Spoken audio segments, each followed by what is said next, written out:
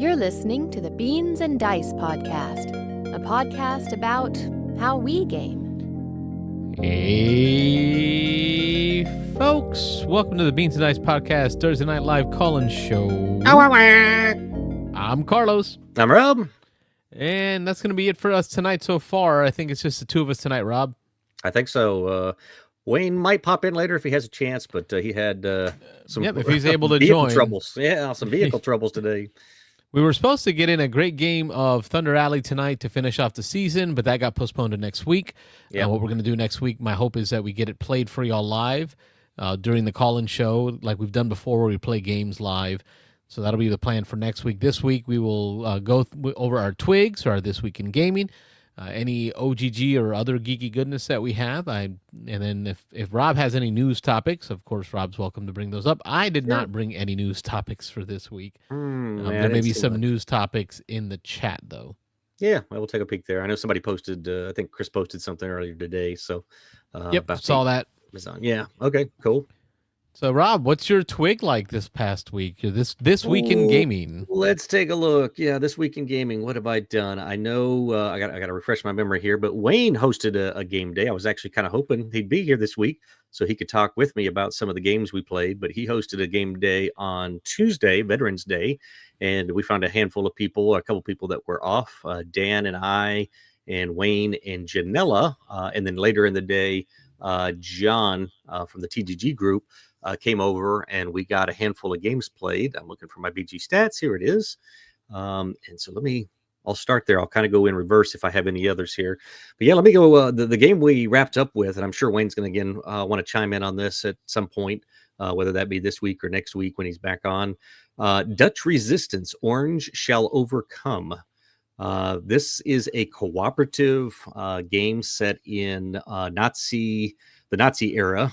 You're actually in Holland with the Dutch, and there's, I believe, Janella owns it. She had the first edition printing. From what I understand, there was a reprint or a re-Kickstarter of it, and some people are waiting for their second printing of it.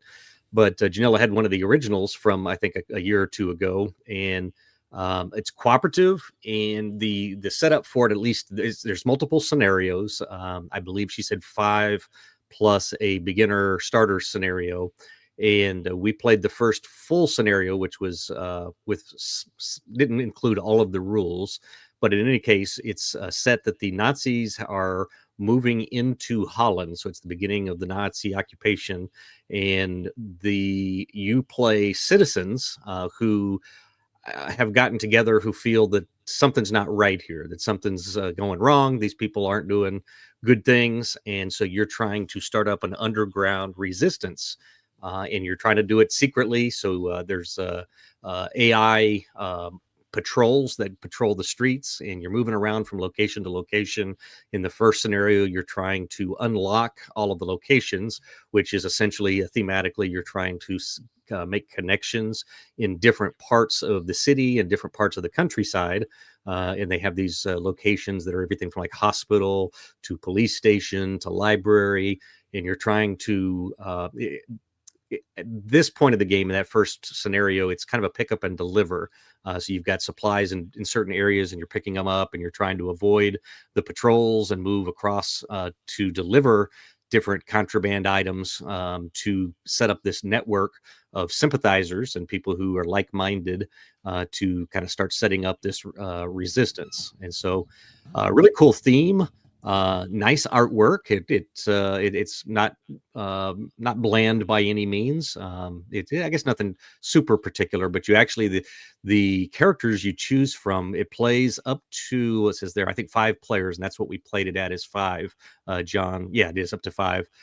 John played with us. He got there just in time for us to start this one, which was the nightcap.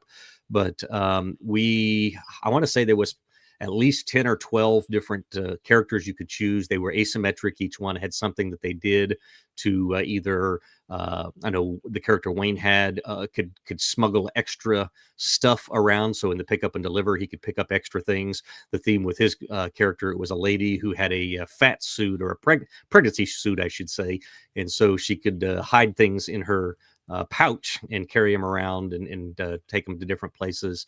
I know John's character could visit the train station, and when he went to this train station, he could pick up train tickets, and then he could kind of warp around the board, or he could hand off the train tickets to other people and allow them to jump around to avoid patrols. And so they have officers and soldiers patrolling the streets. Police officers upgrade at certain points when things happen to the soldiers, and then when you run across them, the soldiers are much harder to sneak by or to get past.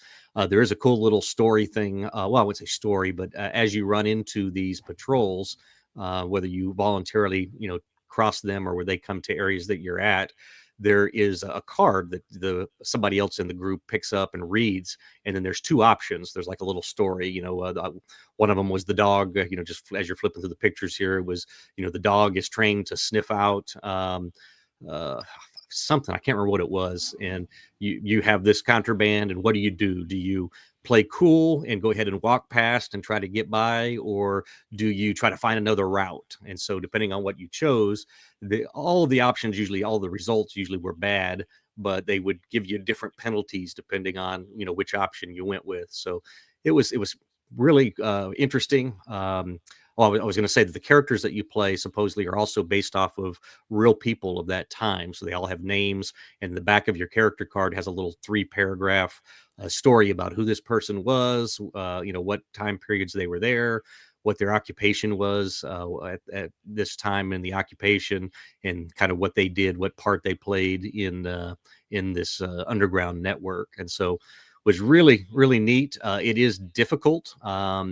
We lost, although I will say the only person who really had any clue of how to play it was Janella. She had played solo a couple of times, and so she tried to steer us a little bit, but she really did let us kind of do what we wanted to do, so there wasn't much quarterbacking involved. And we found, yeah, exactly. But we found by the end of the game, we had played way too passive. We were spending way too much time going around the guards and the posts, and we ran out of time. There's a timer of a deck of bad things that you draw. Every person, when they take their actions, you do all your actions, and then you draw or play a bad card, and then that causes, you usually have options of a couple different things that you can choose from, but something happens and it makes the situation worse or more difficult. And so we found we played too conservative. These locations you're seeing here, they have little markers that as different things happen, the security level of these different locations goes down. And if they ever go to 0, then a raid happens, and there's a raid deck, and you draw a card, and even more bad stuff happens, and that can cascade to adjacent locations. And so a little bit of a pandemic feel that way, that if it got really bad in one area, it could spill over and start affecting adjacent areas, and it could really snowball. But again, we played really conservative. We ended up running out of time because this deck of bad cards, once they run out, that's the end of the game. And so you have to complete the objective. In this first one, you can see some of these tiles are black and white. They have a gray, black, and white side, and then they have a colorful side. And we were, again, having to do the pick up and deliver. Each one had different things that they needed, combinations of these resources. And as we were dropping them off, we got to flip them to the good side. When they were on the good side, they offered you some ability to do something there, to exchange some things, or to do something that was helpful to your what you were trying to do. But we ran out of time. We actually ended up flipping all of them except for one. The very last turn, I'd say we spent a good 30-45 minutes trying to math it out to figure out how we were going to make it happen. And we had 3 locations we still needed to flip. We were able on our last round to flip 2 of the 3, but we came up just a couple of actions short of beating that first scenario. Also, each scenario, just real quick, has an easy side and a hard side. We played the easy side, or the normal side.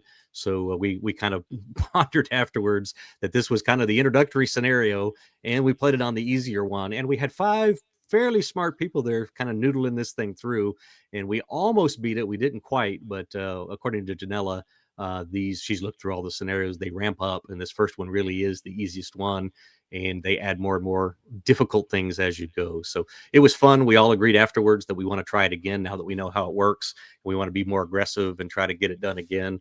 And from what I understand, Janella went home and soloed it. She played 4-hand solo, and beat it the next day. So, so good for her. But yeah, I'm taking my football. I'm going home, and I'm going to yeah, beat it all by myself. I'm gonna figure this thing out. You guys are too stupid to do it. So I saw the anyway, pictures of you guys playing it, and I was really interested to find out who actually brought it, because this game was being brought up in a lot of the wargaming circles that I oh view. yeah, yep, So a yep. lot of the wargaming channels that I view, this game was coming up on because of the World War II historical nature of the game.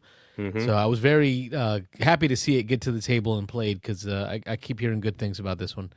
Yeah, it was fun. I really enjoyed it. I again, I don't play solo games. I know you didn't, and you more recently have dove into that. So, good for you for that. I can never just all the setup and the tear down and doing it all myself. It just doesn't seem like it's my thing. But if I soloed, I would do this, or if I had somebody that I could, sit down with and try to puzzle through these 5 scenarios. Play probably each one of them 2, 3, 4 times before we'd beat them.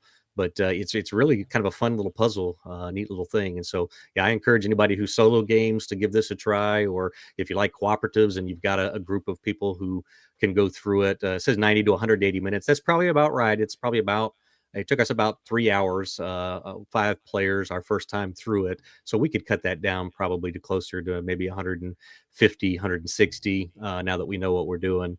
But the weight is a 3.21. So yeah, it's not easy. Not super, super hard. It felt like it was definitely doable, but it was a fun game. I would encourage people to check this one out.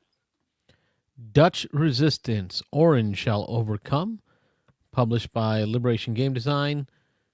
I think there's a couple different publishers because there's stateside as well. Yeah, I was waiting for you to try to say some of those names on there, the artist and the designers. Good No. luck. Too many consonants is in there for me. There you go. Yeah. Mm-hmm. I have continued to play 1862, Warren, Virginia, and still have not won. Oh. This is the small box travel box game by Worthington Press. It's a small travel game on the American Civil War in Virginia.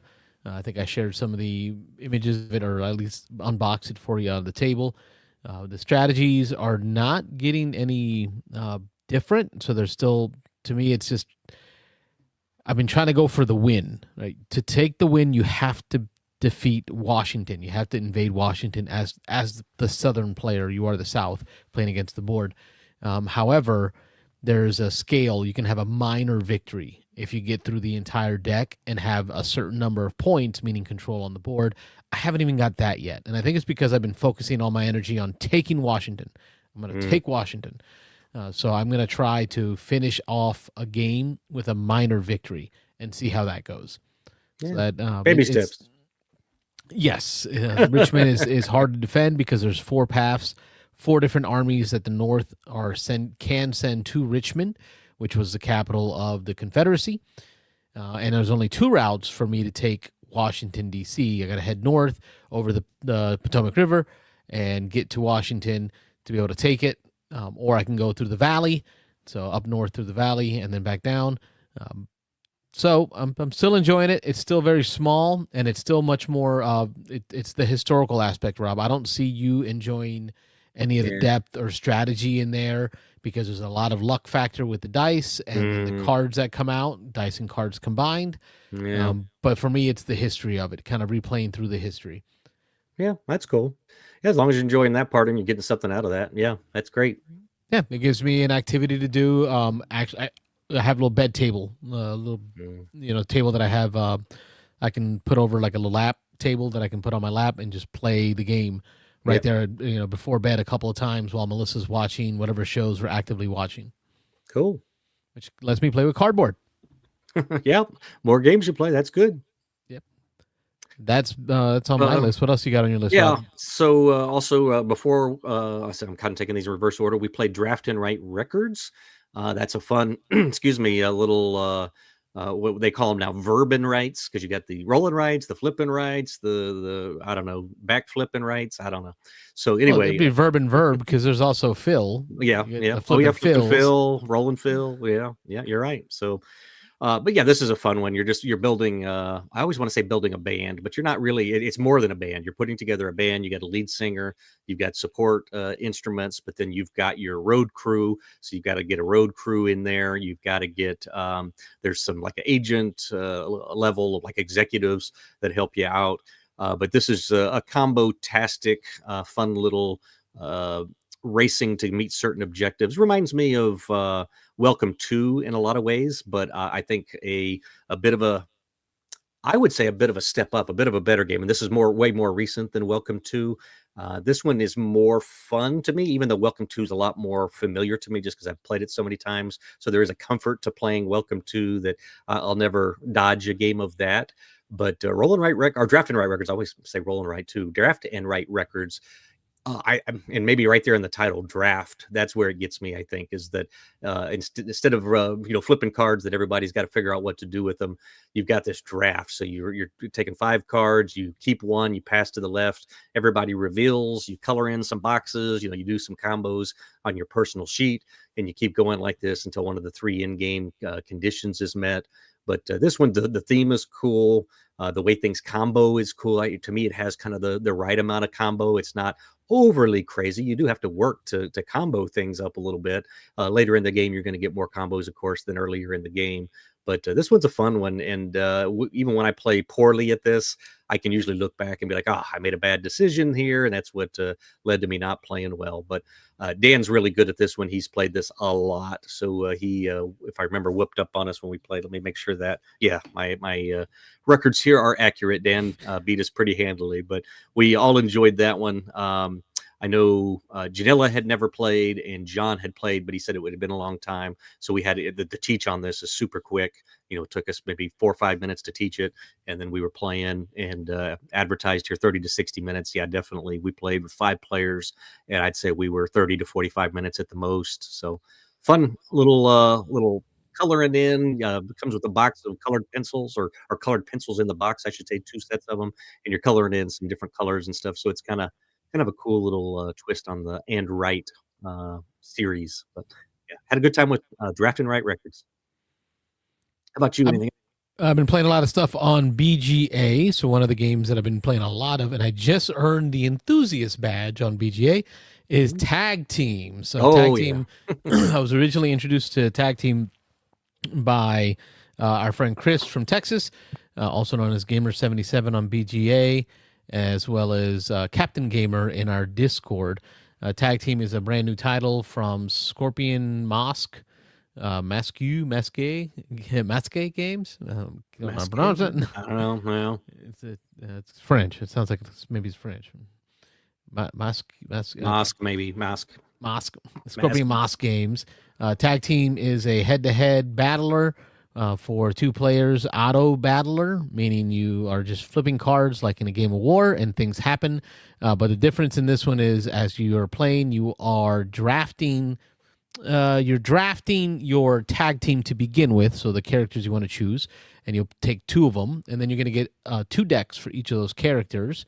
You get your starter card for each character, so you start with a deck of 2 cards. Each round, you're going to flop cards like war from these decks that you have. Of course, it only starts with 2 cards. So it's going to be 2 rounds for the first battle. And then you'll do either an attack or a block or a special action, depending on the character and what they do. Then, after that's done, you get to pick a new card to add to your deck. You can't change the order of your deck. You can only insert that card either at the front or in between a couple of cards or at the end of the deck. So you're really making a small change in your deck. But those small changes matter, because you're trying to anticipate, well, what's my opponent going to do? Last time he punched me and then used the shield. Where do I want to insert my shield so that I can try to block his punch? Maybe I'll put it at the first card because he punched first. Well, guess what? He changed his first card. He put a new card as his first card. So now my shield is wasted on that action, and he still punches me in the face. So then you keep doing this around and around, adding a card every round into the deck until one character is dead. Once one of the 2 characters you have has his life depleted, the game is over. It's like a 10-minute game in real life. It is so much fun. I'm having so much fun with this game, exploring. I'm not personally exploring the characters yet, because there's so many different characters in here and they all play so differently. What I'm exploring is watching you guys, because I'm in multiple games of this. I'm watching you guys pick different characters, and I'm getting punched in different ways by different characters. Like this clay jar guy, this pottery golem dude. Yep. Holy moly, he is like a glass cannon. Oh right? yeah. Mhm. He falls apart easy. He's taking damage all the time from to himself, and I'm punching him for a bunch of damage. He doesn't defend much, Mm. but he is adding power and power and power and power. Next thing you know, he just punches you for like 10 power. Yep. And then you're like, oh, I'm dead. Game over. Yep, yep. Yeah, I'm liking this one a whole lot. I know you said that your first experience of it on BGA, you didn't quite understand everything that was going on, and you didn't quite understand the hype on it. But man, first time Chris invited me to a game of this, I was hooked. And so, yeah, this one's a lot of fun. I've played, I think, 4 games now, and I've tried a handful of the characters. I haven't played everybody yet, not even probably about half of the characters so far. So yeah, I'm having fun trying to just randomly select people and just seeing what they do, seeing how I can make them combo up. But they're all very different. Some of them are support, they do healing. Some of them are better at blocking. Some of them are better, take damage to do more damage. So, and there's obviously your tanks like the golem.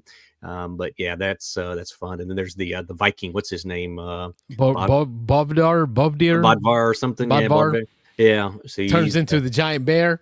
Yep, and you get him enough rage, and he flips over and turns into a bear and just starts hitting everything. So yeah, it's cool. And they have different hit point values depending on who they are. Like the golem has the highest hit point values, but he's just soaking up damage, so that hopefully him or his opponent or his partner can take you out. And so, but yeah, I like this one a lot. I know we talked about it last week, and I'm hopefully I'm not spoiling anything for you later. But I believe you picked up a copy. Yep. That'll be part of my haul. We will Okay. go through it so All you can right. see what's in it. All right, cool. Because I wanted to grok it and understand it. And it comes with you'll see it. It comes with a book in there that walks you through each character and all their abilities and has a little FAQ for each. That has really helped me understand the game. I'd like to make an announcement, though. I've been playing against you and Chris for this last week over and over again, and I've never won. So I set up a match against just a random opponent.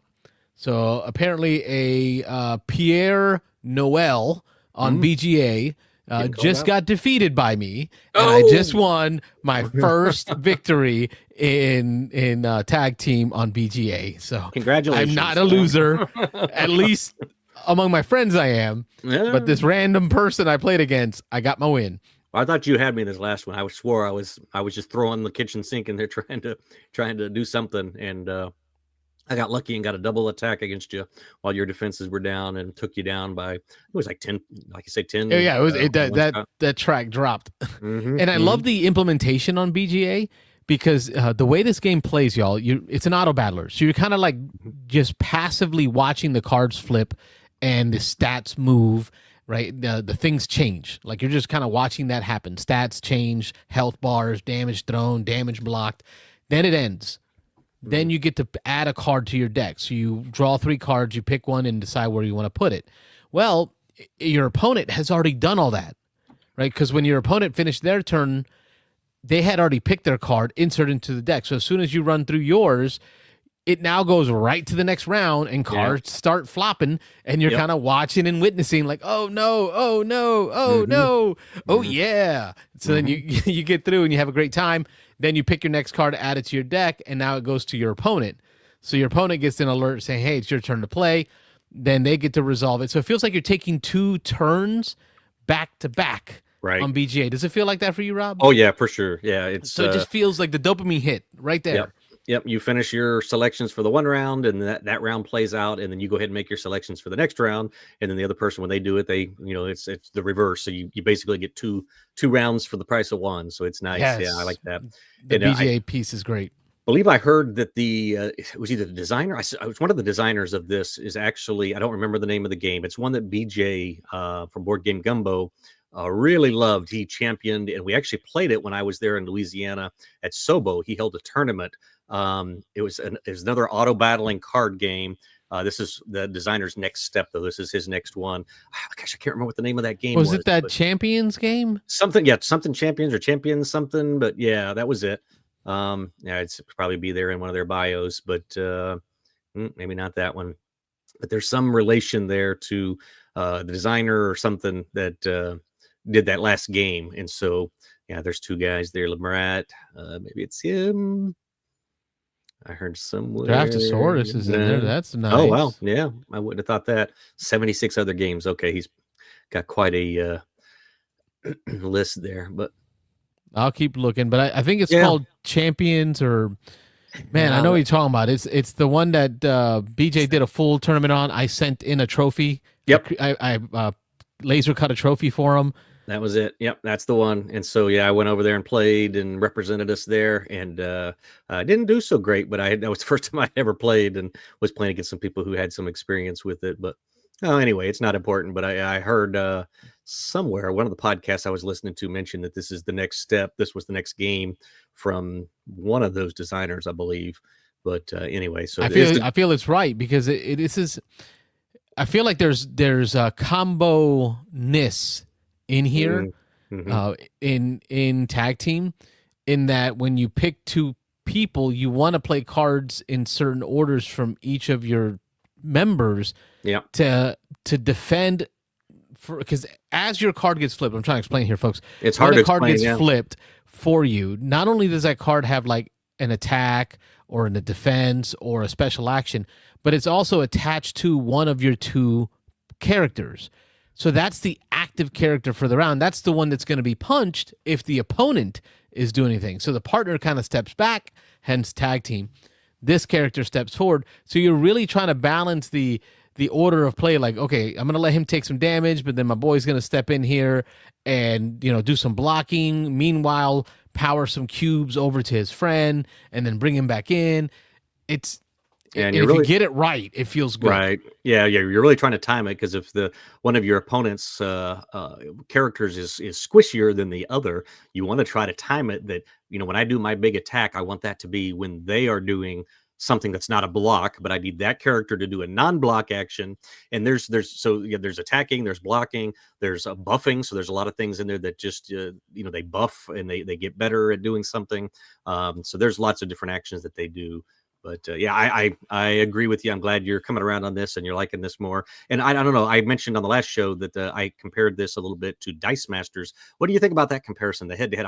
I like it better, I think, than Dice Masters, just because there's not the dice rolling and the luck as much. I feel like I have a lot more control with building my own deck and deciding the order that new card's going to be put in there. Do you feel that at all or no? I did not. Okay. I think because the auto battler is so strong in this one. I don't think I felt a similarity to Dice Masters. Okay. But this is also my first auto battler. Auto battler. Auto battler. Yes, I think so. Yeah. Yeah. This is my first auto battler I've ever played, and so that to me is really standing out as the main thing of this game. Is kind of watching the resolution of the attack, and just kind of being a spectator for a minute. I like it. I like it a lot. It's good. I like it. All right. Next one on my list, we played a trick taker that I hadn't played before, Yokai Septet. So if you want to pull this one up, Yokai, and then space, and then Septet. And this was a fun little team based at 4 players. So you had a partner that you were playing with, trick taking game. Says there are 2 to 4 players, 30 to 45 minutes. This was, I believe this is a Japanese import. Certainly the name wouldn't give that away, I guess, but I'm not sure how available this is here in the States. I know this is another one that Janella brought that Wayne was eager to try. And so the interesting thing on this one is the only cards that count as points are the 7s. And so there are 6 suits, 1, 2, 3, 4, 5, 6. Actually, it might have been 9 suits. I can't remember. There's a bunch of suits. There's a table that comes in this game because of that. Right. I was gonna say, you get a little card, a little player aid that shows you all of them, and it's because there's so many of them, and each one of them has a range of, I believe it's 6 numbers. So they don't all start at the same number. They don't all end at the same number. So like the purples may just be 4, 5, 6, 7, 8, 9, and then the yellows may start at 2 and be 2, 3, 4, 5, 6, 7. And this is a kind of a standard. There you go. There's the table. So 1, 2, 3, 4, 5, 6, 7 different sets, it looks like. But it's septet. I guess that fits the theme there. But the 13's the highest. The ace is the 1 is the lowest, and there's only one in the deck. But basically, what you do is you deal out the whole deck except for there's one leftover card. You flip that card at the end, and that color sets the Oh, hey, there's one Mike, one I'm game. sorry, Mike. I did not see you in there. Oh, how long Hanging you been out in the sitting over there green waiting? room. Is this thing on? Oh, is Hello? this? Yeah, Hello, Mike. You're on. We're talking trick takers. Septep. that's what he heard. That so it was time to I think chime in. it's like when you say Candyman, Candyman, Candyman, and he kind of shows up behind you. Yep. Or Beetlejuice. Bloody Mary, Bloody Mary. Beetlejuice. Yeah, there you go. Say trick taker, trick taker, trick taker. Mike shows up. Well, I just got a chance to play Yokai Septet a couple days ago. Have you played this one yet, Mike? Yeah, I have. I think you might have actually mentioned it on the show before, but I think so. Yeah, this table seems interesting. familiar to me. Yeah, it took us a few minutes to get the hang of it.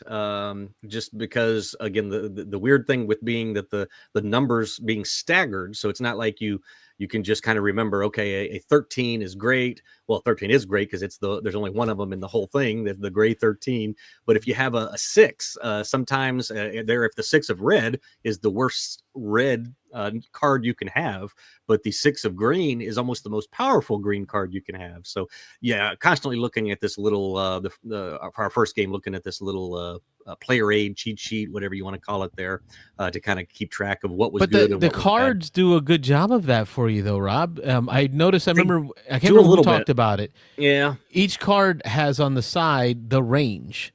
So, like on the edge of each card, there's ace to 7. So, your greens run from ace to 7. This one is different than the one we played. So, the version we played did not have this art. And what it had is a scale on the left side that showed you, it didn't have any numbers on it all. It just had 7 lines, I think. And it showed you with a little dot where your card was in that 7 for that color.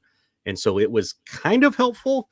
It was not as helpful as that I'm seeing on these cards. This is the one I played. So you can see there on the side of the card, there's a little dot and a little scale. That's the one I played also. Okay, so it shows you, but again, you kind of feel like you want to see, all right, even though this is shows that I'm on the lower end of the yellow, where am I compared to the green, or where am I compared to the other ones? Is this a good card to throw away, or because this is a follow suit, you do follow suit, so when someone leads, it does show the 8 to 7, so 5, 8 to 7. Oh, does it show it on there? Oh, okay. Yeah. Oh, yeah, I see it up there. Oh, okay. Yeah, 4 to 10. They tried, Rob. They tried. Glasses checked, man. They did. You can lead a horse to water, but you can't make him drink. No, so I know I at least was always just looking at that little scale over there and looking to see them. And again, the scale shows you, because I mean, it shows you on that if it's 8 to 7 and you're 1, 2, 3, 4, 5 lines up, then that's the 5th best one in that range. But I guess that's for a quick look. But in any case, yeah, this one was interesting. So the 7s are the only ones that give you any points, and the 7s themselves are worth anywhere from 0 to 2 points. And so they have these little, I don't know if you want to zoom in a little bit, they've got those little stars in the corner, and actually depending on the number of players. So in a 3-player game, I believe you count both of them. We played 4, so I know in 4 we were only looking at the white background stars. But this card happens to be for either play, I think, is 1 point. But on some of the other cards, there you go. The red 7 in a 4-player game is worth 2 points. And then if you're playing a 3-player, it looks like that one's just 1 point. But some of them are worth 0 points with 4 players. And so, but one of the other catches here that I haven't mentioned yet is that you are trying to win 4 7s before you win 7 tricks. If you win 7 tricks before you've won 4 of the 7, you actually lose, and then your opponent takes any of the leftover 7s and gets the points for all the leftover 7s that had not been played up to that point. So a little twist on the scoring and the way that works. The game goes pretty quick, at least at 4 players. We just played it one time, and I think I know the first game, it was me and Wayne, and then Janella and Dan were playing as a team. And the first game they won 4 points, and then the second game we won 4 points, and so it was 4 to 4 going into the third game.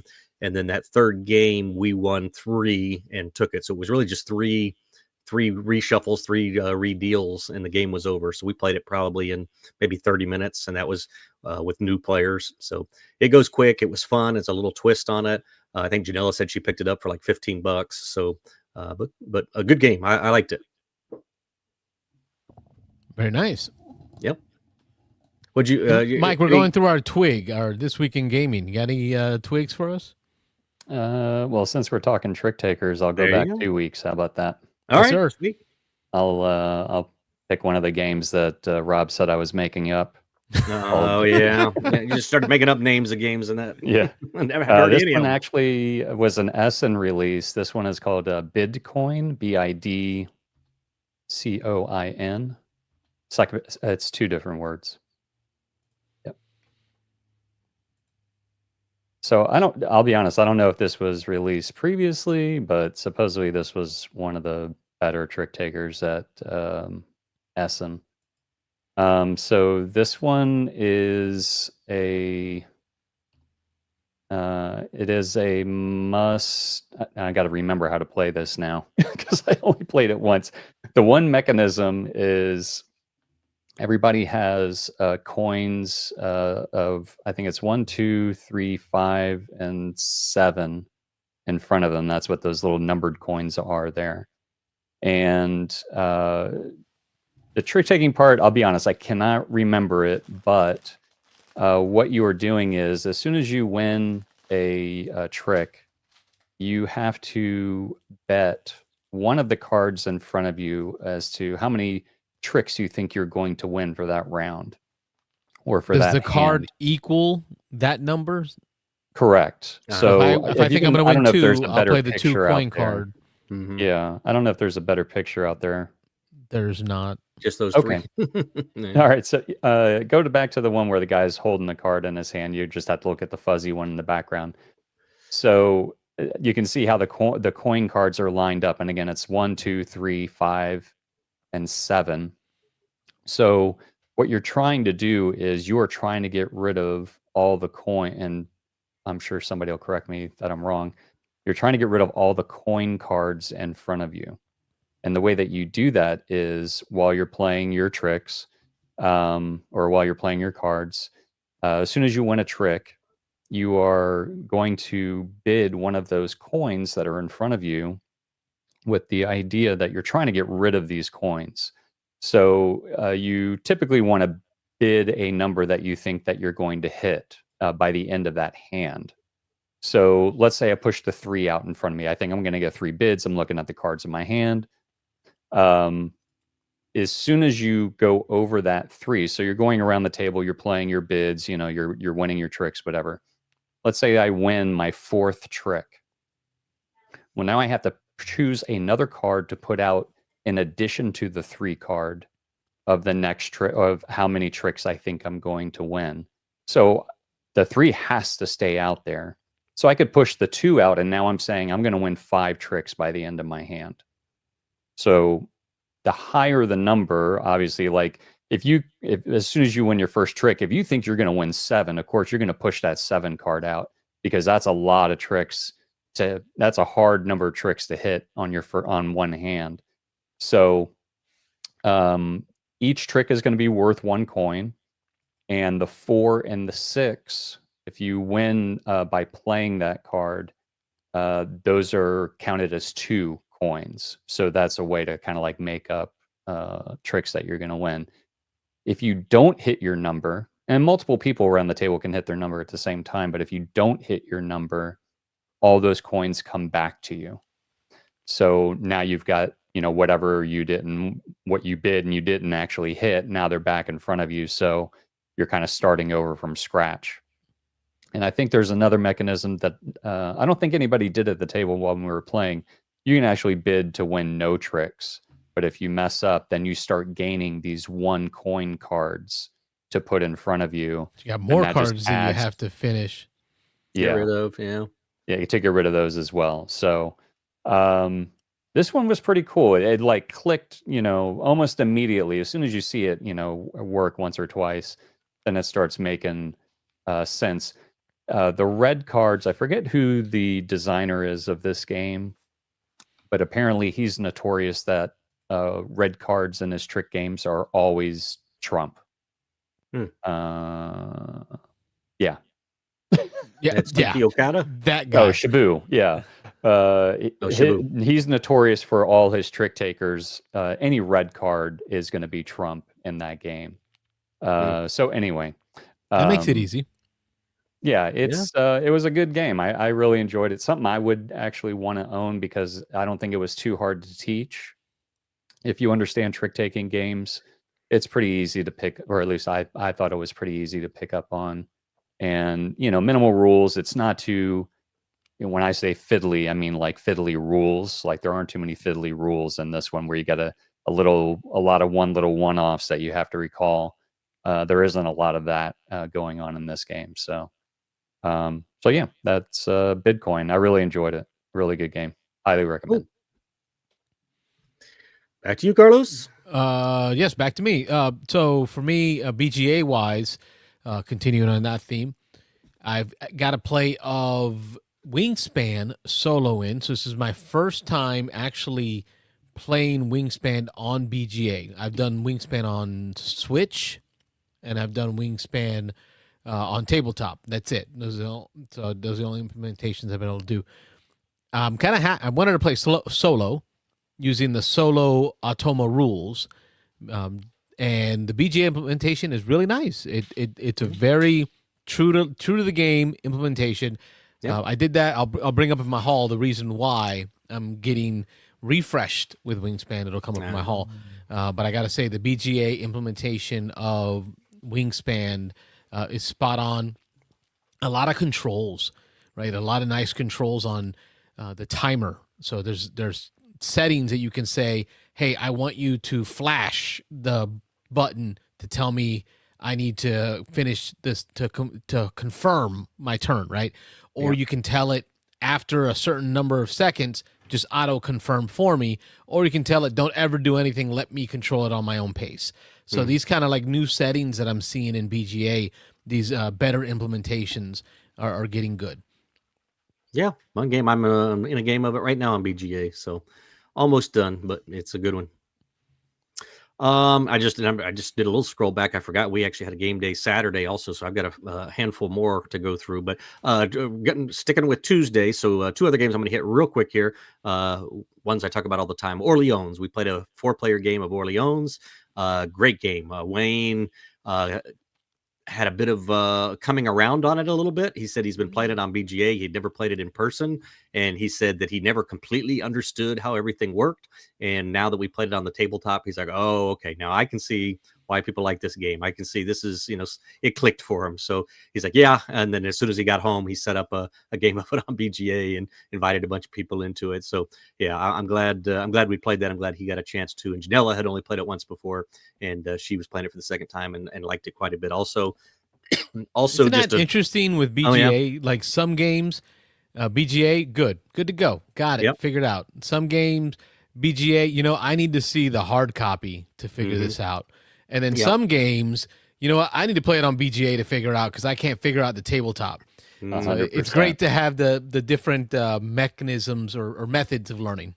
Yep.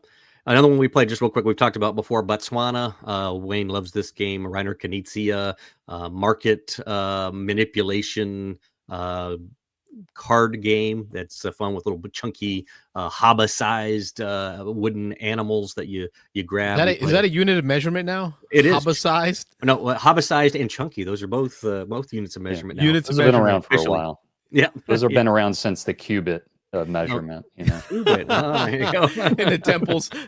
Going back, we're gonna measure horses by Noah's hands. Ark. Yeah. So, anyway, but another fun game. Great filler. Great. We taught it to Janella, and we played, I want to say probably 20 minutes to play a 3-player game of it. Just flew right through it, and she enjoyed it. So a couple of classics came out. And then I'm going to just jump into one more to finish off. What we played on Tuesday was a game called 3 Chapters. And I have never heard of this. Wayne actually mentioned that he saw that it was a trick taker and that he threw it in to a order that he had through somebody, and he needed another $10 or $15 to round out his order. And so he saw this little trick taker and he's like, what the heck, let's throw it in there. And so this was interesting. It's the number 3 and then 3 chapters. And it is I'm not going to speak too soon here, but it is what is the nursery rhymes like Hansel and Gretel? Those all fit into it. There's a name for all those. Oh my gosh, it's in my head. Yeah, the type of tales. Yeah, something like that. But whatever, it's in that setting. So you've got the good witches and the bad witches and Hansel and Gretel. You got the three Goldilocks and the three bears. And this one reminds me a lot of Brothers Grimm, the Grimm yeah, fairy yeah, tales. that's Grimm, probably it. is that That's what what it I was is? thinking. Yep, that's what I was thinking. And so it's got these characters, and it reminds me a bit of what's the one that they've got a bunch of different versions of now, the card game, Carlos, that we play, that you play this and it gets more points if it's paired with a certain environment or the dragon. Oh, gosh, it's a Hang super on, popular. Res Arcana. No. Card Card based game. game. Fantasy Realms, Fantasy Realms. Yes, There you Fantasy go. Yes, Realms. Fantasy Realms. That's it. Kind of the one that's reminds me of better that. than that whatever that Stonemeyer game was. Oh, yeah. Yeah.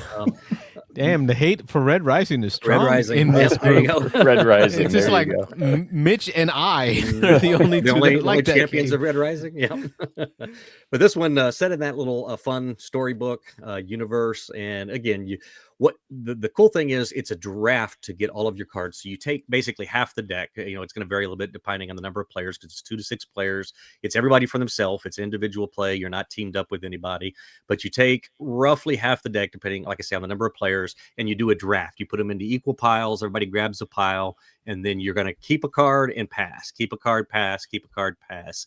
And things are going to be like, you got a Hansel card in there somewhere and a Gretel card in there somewhere. And it's going to say if Hansel and Gretel come out in the same trick, they both get extra whatever, or they get extra points. And there's actually 3 different types of points here. There's stars, there's hearts, and there's gems. At the end of the game, every 2 gems is worth a point. Every heart is worth 1 full point, and every star is worth 2 points. And there's text on most of the cards. The top, I think, 6 cards, there's a 50 card deck, I believe, and the top 6 cards do not have text. They are just, because they're the highest, most powerful numbers, but there's no suits at all. You're just playing these cards from 1 to 50, I believe it is there. And whoever wins the trick each time, which is just simply whoever played the highest number, is going to get a star for winning the trick. And so at the end of the game, each star is 2 points. But then you've got cards with text on them that say, if this card comes out with the dragon, the dragon is now worth 0. And so the dragon loses the trick. Or, and you got some that there's icons on some of the cards. You can kind of see it in the picture we're looking at there, but the dragon has a little beast icon on it. Hansel and Gretel have little smiley faces. There's candy on some of them. And so some of the cards will say, if this is played with 2 other, beast cards or tags, then you get double the points for winning the trick, or, whatever. So there's a little twist to it. But so you play through. So what you do, is you draft half of the deck, and then you take the other half, and again, you split it into 3 piles, and you do that again. So you draft the second half of the deck.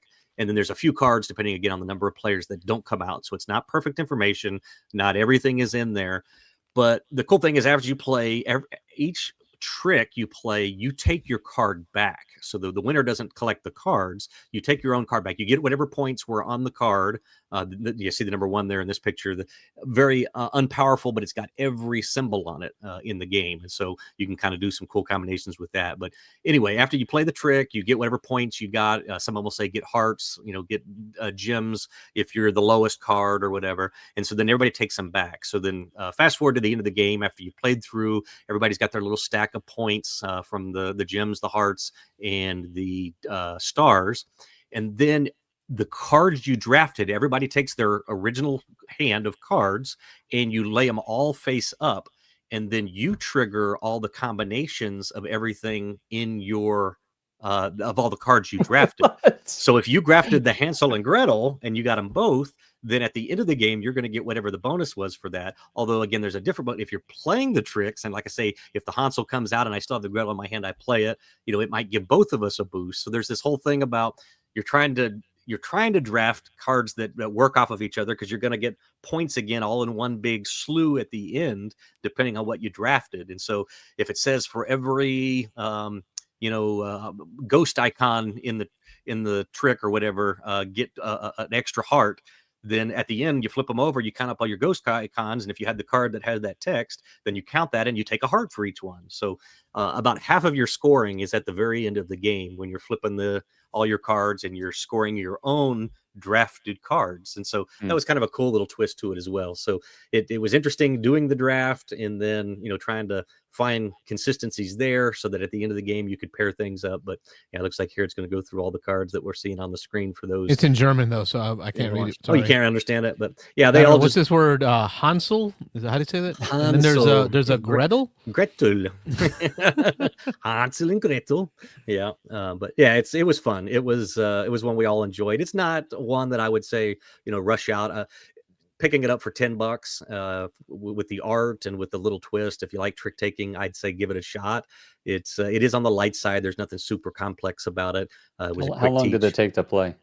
15 minutes maybe. It was quick. Okay. That's a good filler then.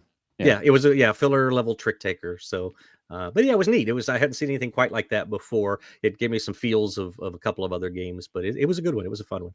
But that rounded out our. It was actually earlier in the day when we played this. This was one of the first ones we were playing as we were waiting for Dan and then later John to get there for some of the bigger games. But that was our Veterans Day on Tuesday. I'll throw it back to one of you guys if you got another one you want to bring up. Back to Mike. I'm all I have left is purchases. So okay.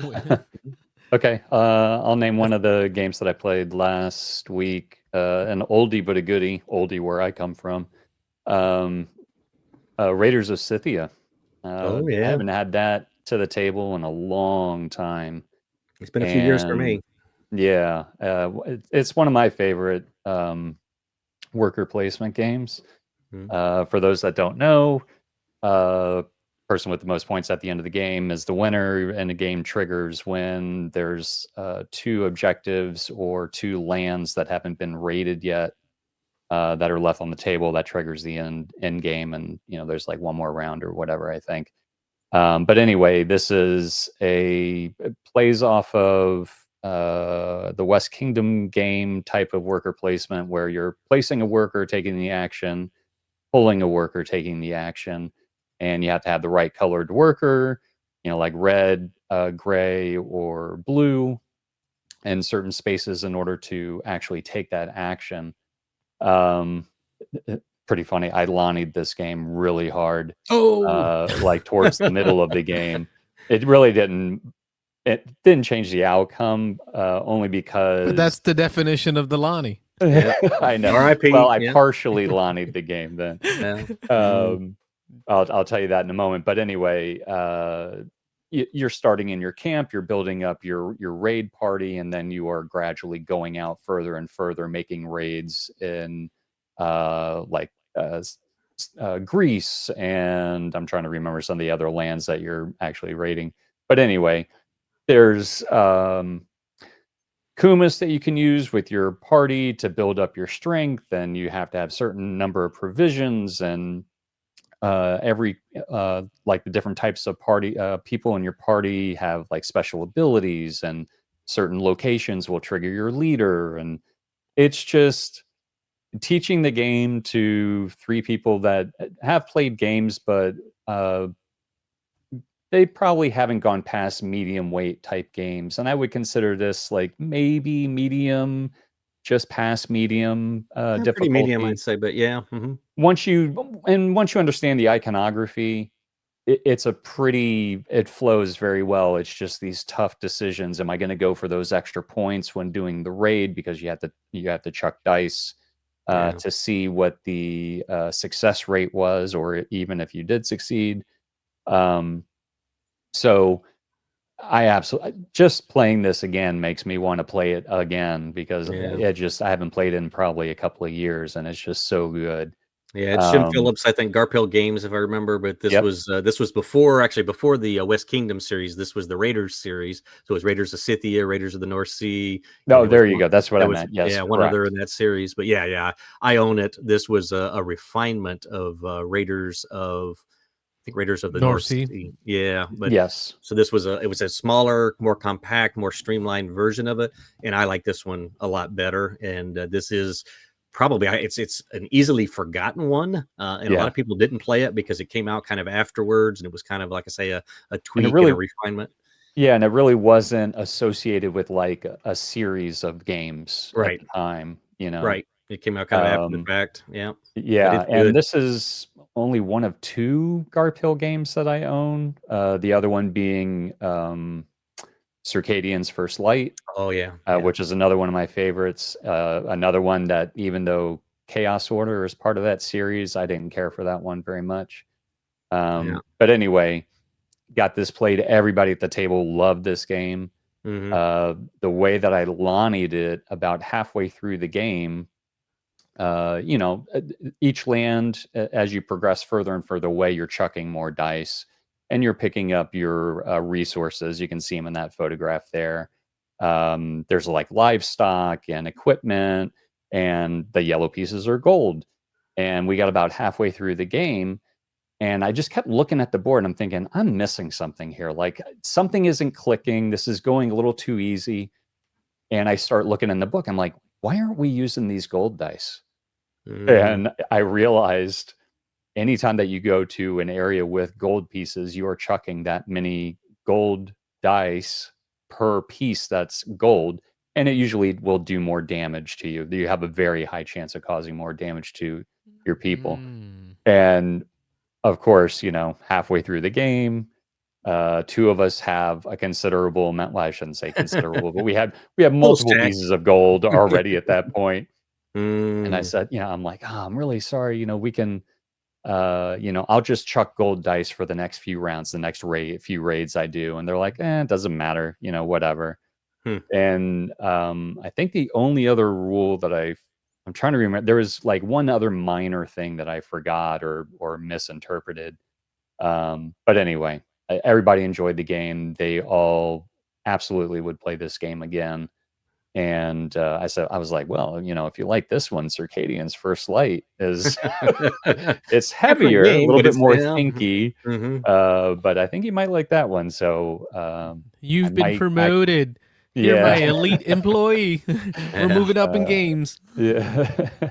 So I might end up getting that one to the table next time this group comes over to play. But great game. I absolutely love this game. I don't know why I don't bring it out more.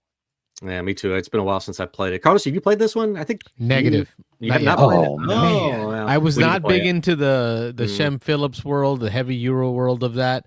I think the first game that the only game that I played of theirs is Hadrian's Wall.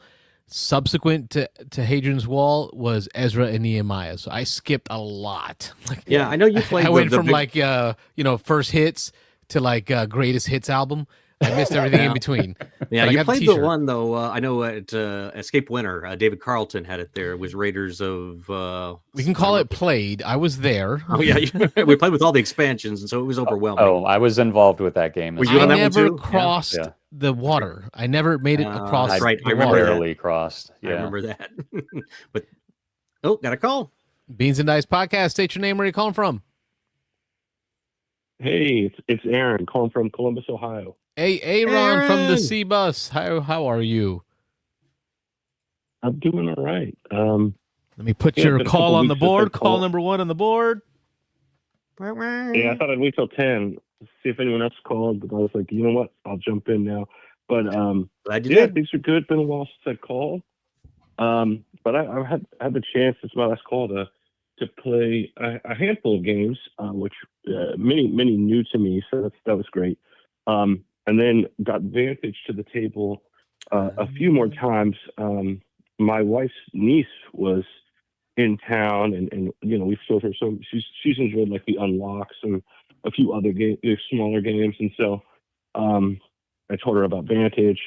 She's a teenager, freshman, sophomore in high school, and so she was like, "Oh, I'm interested in this," and we sat down and played it together as a 2-player game, and she loved it. Actually, we played it 3 times that weekend, and it was pretty similar experience with 2 of us. Again, I don't think it added a ton of time to the game, but I am very impressed with the fact that the game continues to find a way after 7 plays to show me stuff that each game has felt very unique. For the first time, we had some of the, I don't know how much you guys have read or seen, but like there are a few puzzles, kind of challenges, I guess I would call them, that pop up at times. You do some different things with the dice.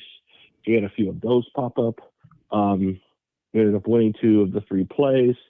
I saw kind of a really unique way to win, and my niece had to go on like a really long run of more challenging dice checks, and was able to pull it off before we ran out of, I think it was time, one of the resources.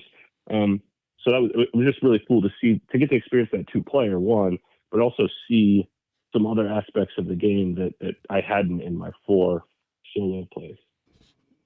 And you think Cool. that's because having a second player there, you're digging through more cards, so you're getting to see more cards?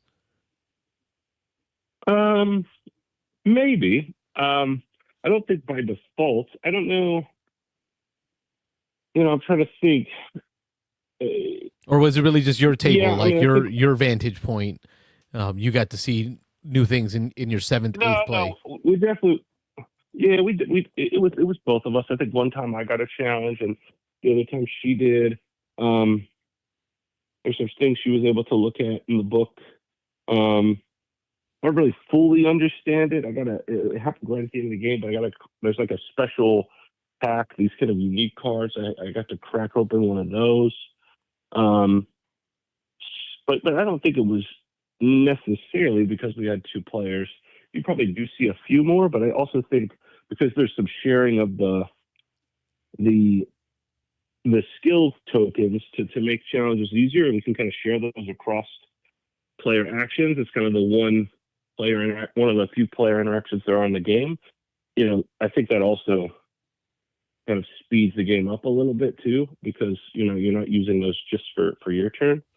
And yeah, a couple of the games were I just had a brutal time with some of the cards and rolls I was drawing, and didn't have the right mitigation. So one game went much faster just because of I think my starting location was a bit harder than I had seen in the past 2. But it was also interesting to see how they were managing that as well. Did you see that it shot up again, to top 50 for thematic games already? And it's 275 overall. Interesting. Oh, I'm surprised. I'm actually surprised to see that. I don't know.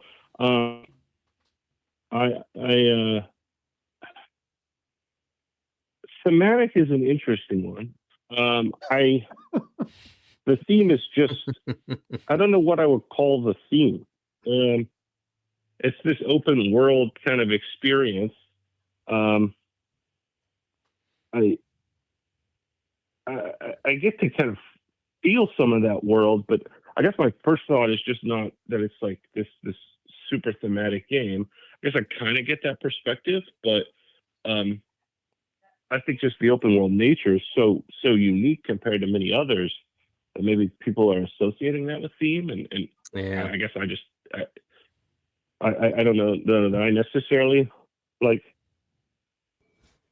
That's not the first thing I think about when I'm thinking about Vantage. I just think about the kind of the unique choose your own adventure sort of aspect of it. Some plays have maybe felt a little more thematic, but I think because it's not an actual connected story each time, maybe that's where I'm not thinking of it, from a theme forward perspective. How many times have you played this, Aaron? So I played four times solo, and then like I said, we played it 3 times that weekend. So I played it 7 times already, and I will definitely pull it back out solo. I talked last time. It's not a game I'm going to bring out when I've got my core game group, or even if I take home. Like that's just not what we would do. We're going to play Euro games. We're mid to kind of the maybe light heavy or heavy mid Euro games in the game group. All right. I guess I'll just see myself out. I haven't played this yet, No. and I'm still on the fence on whether or not I even want to try it. I mean, I guess I would try it, but it probably wouldn't be the first thing that I would choose. How consistent do you think the gameplays are? Because I've heard reviews that say they've had games end very abruptly, and they've had games where they're wandering around for hours and just not doing anything, or felt like they weren't doing anything. So, like, what has your experience been with that, Aaron? I think mine have mostly kind of lived in the middle of that, but I could see it. You know, the one time I got and maybe I should have re-rolled, but I had never done it before. But like when you re-roll for your starting location, whenever you roll double, like the same symbol, it tells you in the rules, hey, this is going to be a harder starting location. Like re-roll if you want an easier start. And I didn't. I was like, oh, I'll see how it goes. And man, you are getting hit with like regular, like damage that is mitigatable. And you can always heal and do other things if you're lucky enough to find stuff. The other thing, and I certainly can see it. And this is, I think, what I've learned about the game a little bit. Building up that grid and giving yourself ways to mitigate dice. If you could do that in one or two like key actions, you just become so less worried about any of the dice mitigation ever hurting you. Like there were a couple games where I was like, I feel like this is going forever. Now I will say, like, I missed this the first play and kind of had to back up. But there's a point where, like, if you get your grid full, you're supposed to then take a new destiny or mission card, one of the two. I can't remember the difference. I think it might be destiny. And that'll kind of, over so many rounds after you've filled up your grid, there's kind of a way to fulfill that destiny. Like you've lasted long enough in the world at that point that someone's coming to save you is kind of the idea. I'm paraphrasing, but I can absolutely see it. Yeah, I mean, I could see it happening real quick, kind of from a negative, or going on, kind of wandering. And if some people don't like that, but I really do enjoy the world I'm exploring. I care way less about the mission, but I could see where that would be frustrating for some people. I think there was a channel, they're not doing as much content anymore. I watched them a lot a handful of years ago, the Tabletop Nights. I think it's an Australian group. There's 2 or 3 or maybe 4 of them that do video playthroughs and stuff. They posted a video on there, and you should see how quick that one is from a positive. It was wild. When I saw that, I was like, there's no way that happened. But yeah, it just worked out. They looked into it. So if you want to go watch, it might be a 12-minute video. It was so fast. They won their mission on like turn 3 of the game. It was That's crazy. Speed run. Really, I guess so. Well, yeah. So I played this at 3-player. The cool thing is, go ahead. Well, the last thing I'll add here is, like, it gives you so much options where, and that's where, like, it starts to kind of break away from like a game with a bunch of structure and rules.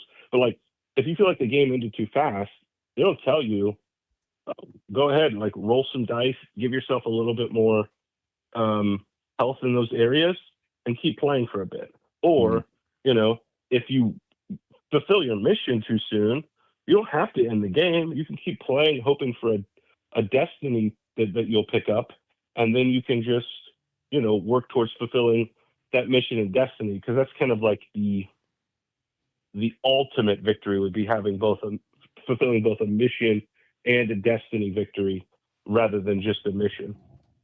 So yeah, and there's different levels of victory. I played this 3-player, and so just picking up on a couple things you said, the mitigation I think is a lot easier with more players. Although, God, I don't think I would ever play this at 5 or 6 players, but with 3 players, it was enough. But with 3 players, it was if you roll, it's like you can share the dice, and there's spots where you can put different things. And so if I rolled something and I was like, oh no, I can't take another hit to the heart, who has a place where they can bury this heart or whatever, it won't hurt you. And so you could give it to somebody else. So the more people that play, the more, like you say, the less you worry about the dice not going your way, because there's so many places we played for over 3 hours on our run through, and it was the first time any of us had played, so we were learning it as we were going.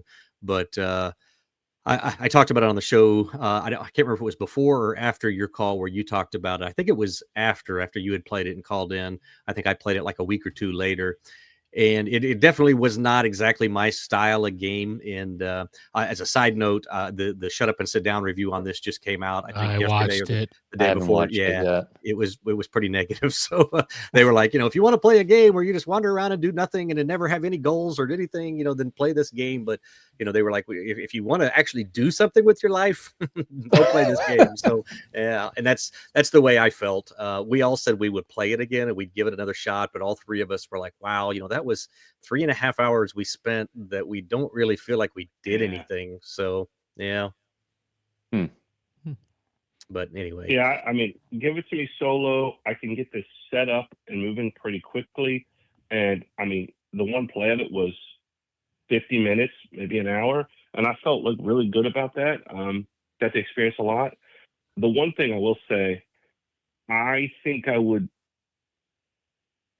feel a little too much like work and not enough gameplay if I was flipping and reading through those storybooks, the narrative books all the time. The app, I'm gonna forget what it's called again, Rule Pop or something like that, Rules Pop. It changes it for me too. I think it would be just really kind of those books back and forth, especially solo, would just really, I think, rub me the wrong way. But with the app and the tablet on the table, I just punch it in, and it takes some of that playtime out of it. That's not, all that valuable. So that's again, good. Yeah, I'm enjoying it. It's going to be a solo game for me mostly, but it's a pretty unique experience. Agree. Yeah. So yeah, that's Vantage. I played a handful of other games. I don't know that spend a ton of time going through all of them, but we got Flip Tunes to the table with my parents. Nice. And we all kind of enjoyed that. I'm typically, deck building isn't my favorite mechanism, especially when it's by itself. I love it in like Lost Ruins of Arnak. But I think this one is a small enough box and really, happening quick enough. And it feels almost less about deck building and more about kind of getting the right set of 6 or 7 cards. So I like that one quite a bit. The selling aspect. I love that. The dismissing cards feels easy here. So you can really engineer your deck. It's interesting. This is a Thunderworks game, and it's not in the role player universe. Oh, yeah. Interesting. Yeah. I was surprised. It didn't feel like a Thunderworks game initially to me, but I don't know. The Flip Tunes sort of cartoon. It feels like a good art direction. So it was pretty cool. We busted out Seven Wonders Dice. Okay, that I'm curious about. Yeah, the dice tower was a little lukewarm on it. As we were kind of setting up and reading the rules, I was like, is this going to be... But after playing it, played with my brother and sister, and we are all like avid Seven Wonders. It was one of the I'd say first 5 or 7 like real hobby games that we got into. And we ended up liking it quite a bit. The rule book, there were some concerns and confusion. I don't know that they did the best work on the rule book. We're still a little uncertain about what is considered a building and what is not, because that's really critical in, as you complete a building, you get to mark off a bonus, but also once someone has 3 all their bonuses marked off, so therefore 3 buildings fully filled out, that triggers kind of the start of the end game. And so there was just a bit of like, is that a building? I think that's a building. So we still need to do some work there, but it actually works pretty well. The resources were very confusing for us too. Again, how that was, I didn't think that was fully explained.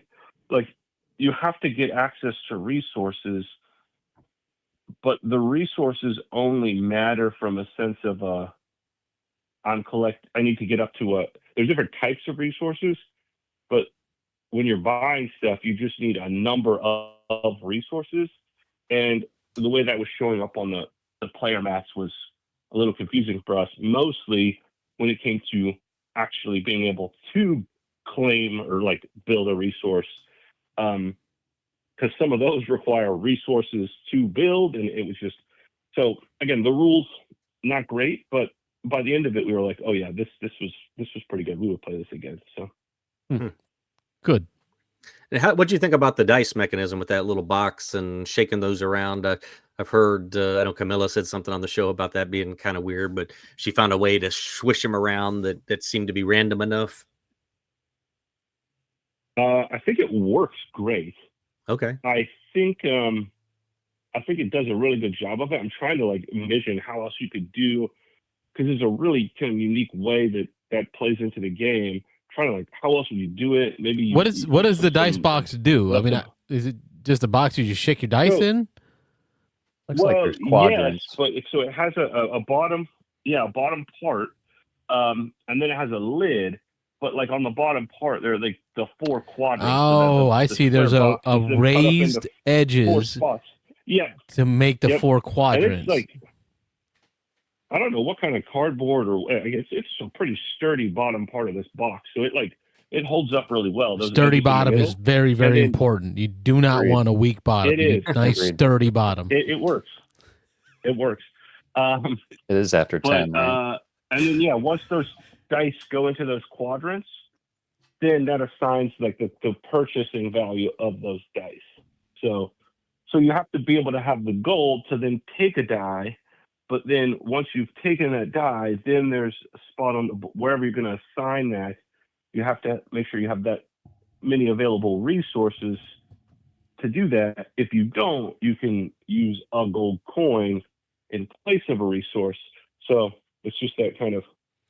So does the quadrant, does the gold icon on the quadrant indicate what you could replace that resource with gold-wise?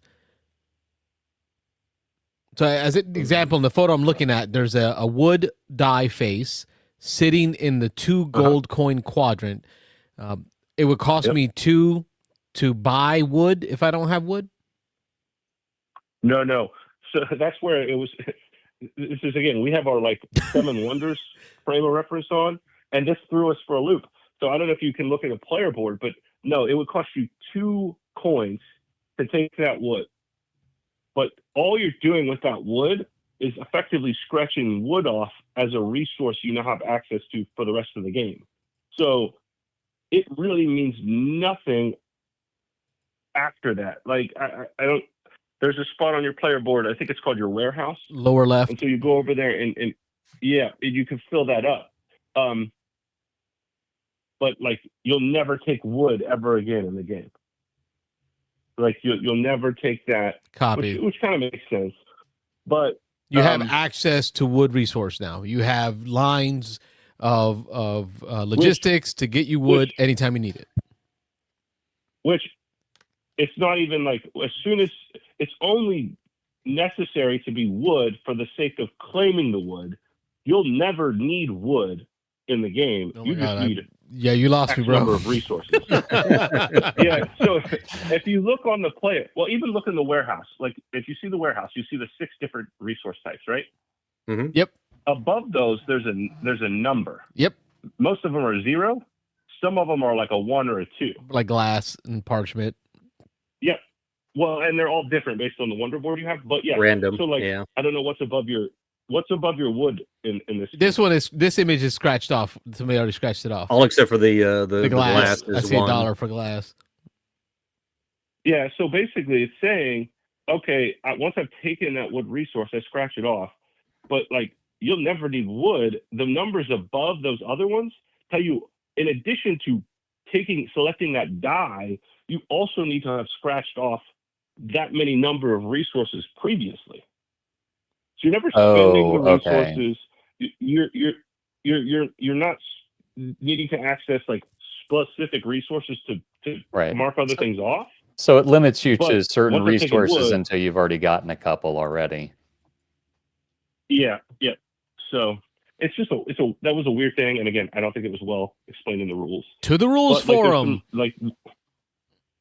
We pulled it up and we kind of made some calls during the game, but we need to we still need to go back and sort it out. Maybe read through the rule book again. But some cool mechanisms. The military works a little differently because now you can have shields, and you're selecting like left or right based on where you want to put your shields, or like swords have to go to the left side of the board. I think there's like an axe that goes to the right side of the board. Spots on the board are giving you like cheaper access to certain types of dice or straight victory points. It feels good. And then there comes a point in the game with the science tracks where if you advance one of the science tracks to the end, you now have access to a special die. So there's black, white, purple, I think. So once that happens, once the first person does that, they get to take one of the gray dice out and put that new die in. But only anyone who's crossed that last one off has access to taking that die for future rounds. So it does kind of simulate like that transition from phase 1 and 2 of Seven Wonders, where like there's more resources available, but by the end of the game, we swap those resources out with other cards. We don't need resources anymore, right? We need to build other cards. We put the guilds in. We do those sort of things. And so that dice sort of addition, subtraction, I think does a good job of simulating, I don't need all these dumb resources anymore. I want access to other cards and abilities and powers. So good experience. Thank you. I can't say I'm not wholly still confused. Mike sounded like he got it figured out. Yeah. But this is good for folks to know. This is good for folks to expect when they get into it. And we've done the architects, and a lot of the group likes that from the family. I just felt not that it's a bad experience, and we could do it very quickly, but it's just too light for me. This is a nice medium place, especially once we feel more comfortable with it. That I could enjoy this quite a bit. Did you add the medals? Is that one for architects? We did the not. Expansion. We did not add the medals. Actually, wholly recommended. No. I'm not saying that it's going to take it up to like a medium level, but it adds a race mechanism to it, and it kind of draws you into different directions in order to win these medals. So it gives you direction, which then makes you make decisions on what cards you want to take from what stacks instead of just grabbing what's out there. Wholly recommended. Oh, that's interesting. I like that idea, especially since I think sometimes some people are moving so fast to build their wonder that like so if you have something else that you can focus on too, that sounds interesting. Yep. Very quickly, I think the last game I'll talk about is we got a game of Origin Story in, and it was, by the end of it, I was really enjoying what it was doing. It is a bit chaotic. I think some of the concerns around like I'm not the guy who's going to come in and say, "Oh, this game's unbalanced after one play." I don't believe in any of that. I think I don't know if it was a combination of cards or what, but my sister definitely had a card that she was taking advantage of.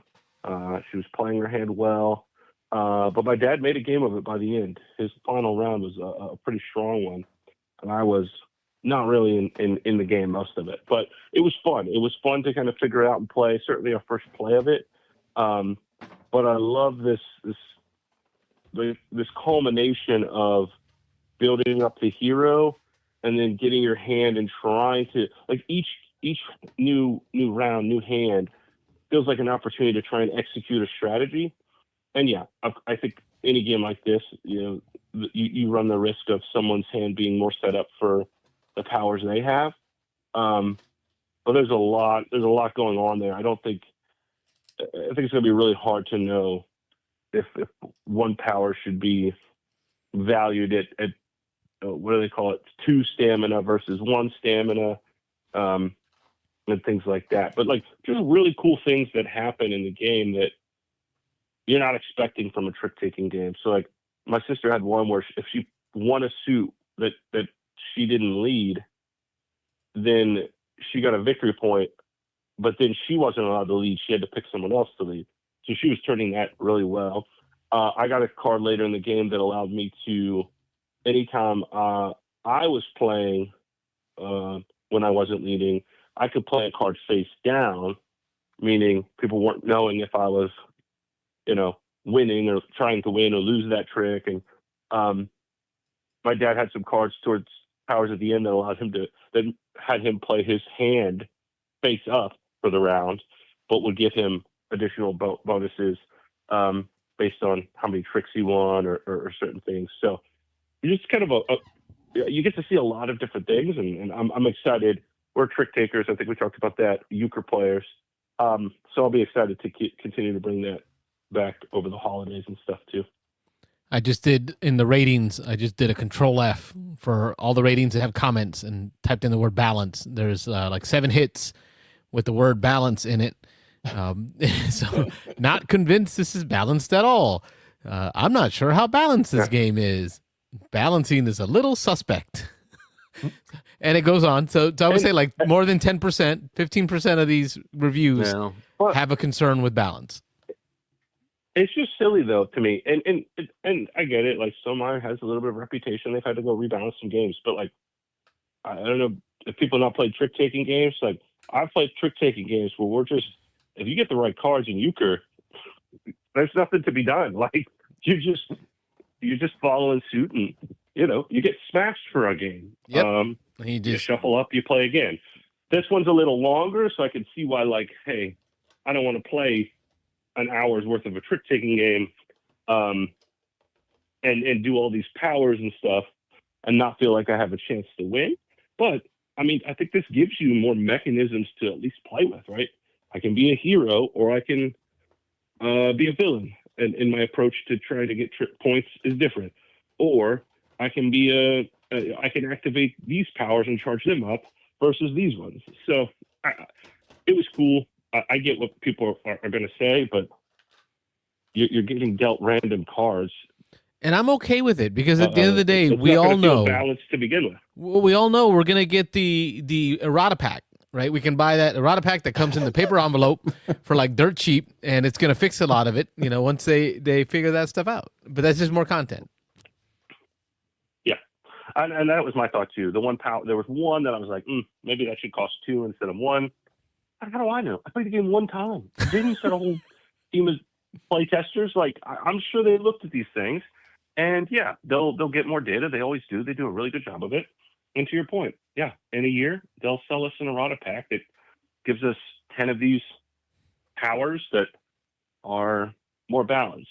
The one thing that feels a little weird to me, and it's still fun, but the hero cards at the end are just like, it's really weird. I don't know if you read some of those. You're just like, you get 8 points, and then here's this little thing. It's just like throwing victory points at people at the end, and then they'll have different things they're doing.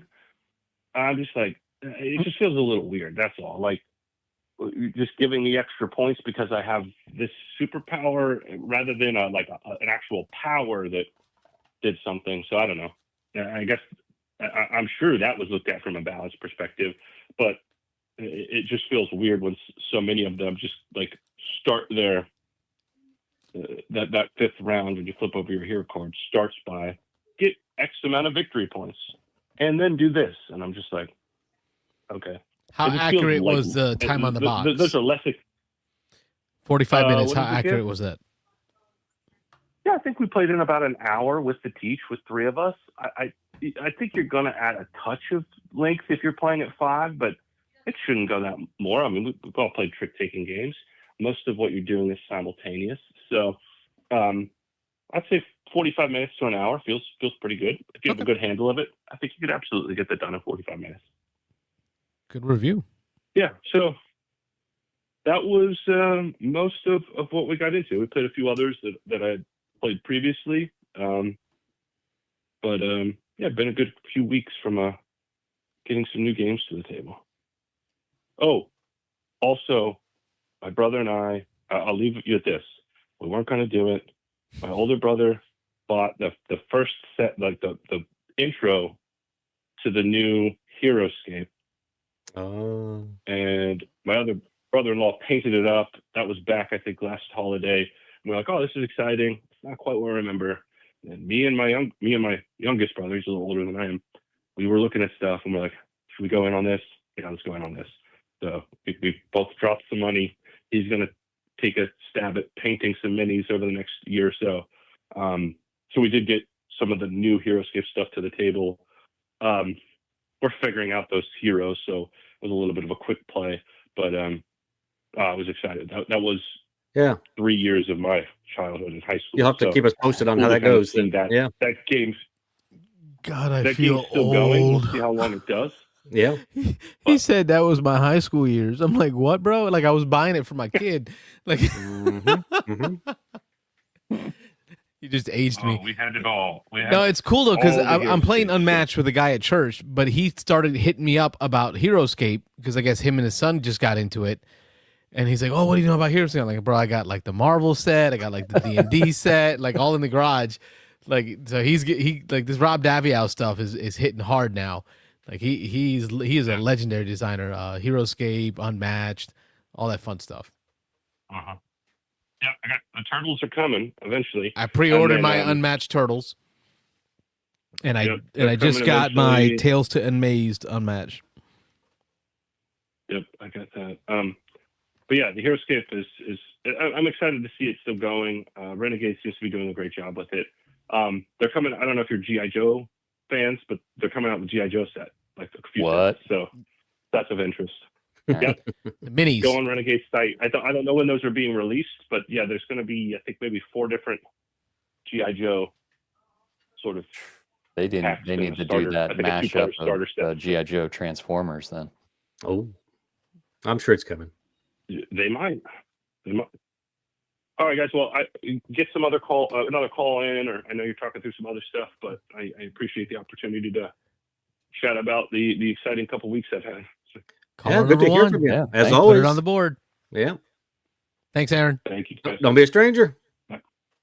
Night. I will. All right, great call. That was a really good call. That folks like write it down, take a picture, draw a painting. As Smokey says, I don't give a. Figure it out. That's how you do a call. Like 45 minutes. Your boy came in. Hey, he came prepared and hit us up with multiple reviews Yeah. on different games that I wanted to hear about, and I'm sure the folks at home wanted to hear about. Yeah. That's a When banger. some people of a call call in, you take over 45 minutes of the show. Hey, if it's a slow night, it's yours. Well, if it's it a is slow now. night and it's it's 10 o'clock and the first call comes in, it's yours. Yeah. All right. I love it. Yeah. And I had to get out my copy of Architects. I'd forgotten that about this game. This is one I'm going to take to church with me this Sunday when we get games played again at church. I think this will be a good one for the lighter fare. All right, we were at Trick Takers with Mike. He went through I told you about Raiders of Scythia. We were finishing There's a that up. Scythia. Yeah. Raiders of Scythia is where we ended up. We did the Bitcoin, and now we're Raiders of Scythia. We got 25 minutes left on the show, so Yes, we're going I to do don't know. anything else. We probably want to change gears. I got like 4 more that I played on Saturday, but I'll just hit them real quick. Fromage. We played Fromage. It was the first time I ever We've talked played. about it before. Yep. Yeah, Fromage in person. I've always played it on BGA. I think I like it. Any impact on the in person versus BGA? No, I mean, this one is one of those that it doesn't matter. I don't think as far as learning it or playing it, it's easy enough to follow either way. The board was a little clunky. It's got this spinning Lazy Susan board, and I think I like it just fine on BGA. It was fun playing it in person in IRL. I guess the kids say in real life for the first time, but the kids from 20 years ago As the say kids IRL. say. Those kids, dang kids. Anyway, so it was interesting playing it, but I think I like it just fine on BGA. So that's good enough for me. Also played Black Forest. This is a Uwe Rosenberg game. It is one of his newest. I think maybe it might be his newest one out. And I won't get into a whole lot of detail on it. I'm not even sure how widely available it is here in the States. I know it was just a German release for the first year, so it's been out in Germany now for about a year. I think it might just now be creeping out, or I don't know if they've done a reprint of it here in the States. But anyway, Daryl had a copy of it, and he's a huge Uwe Rosenberg fan as I am as well. And so we got a 4-player game of this. Was over at the game day at Alex's house this weekend. It was Chris, me, Janella, and one other player. Oh, it was Daryl because he taught it. And pretty typical. If you've played Glass Road, I guess this is his follow-up to Glass Road. I had played Glass Road a year and a half ago, 2 years ago at Dice Tower East, and thought it was okay. It's got these 2 dials in your resources. You've got a bunch of resources on each of these 2 different dials, and you have to spend resources to make the dial spin. But as it spins, there's numbers on it, and it makes the resources you have worth less. But then to advance the game, you got to keep the dial going.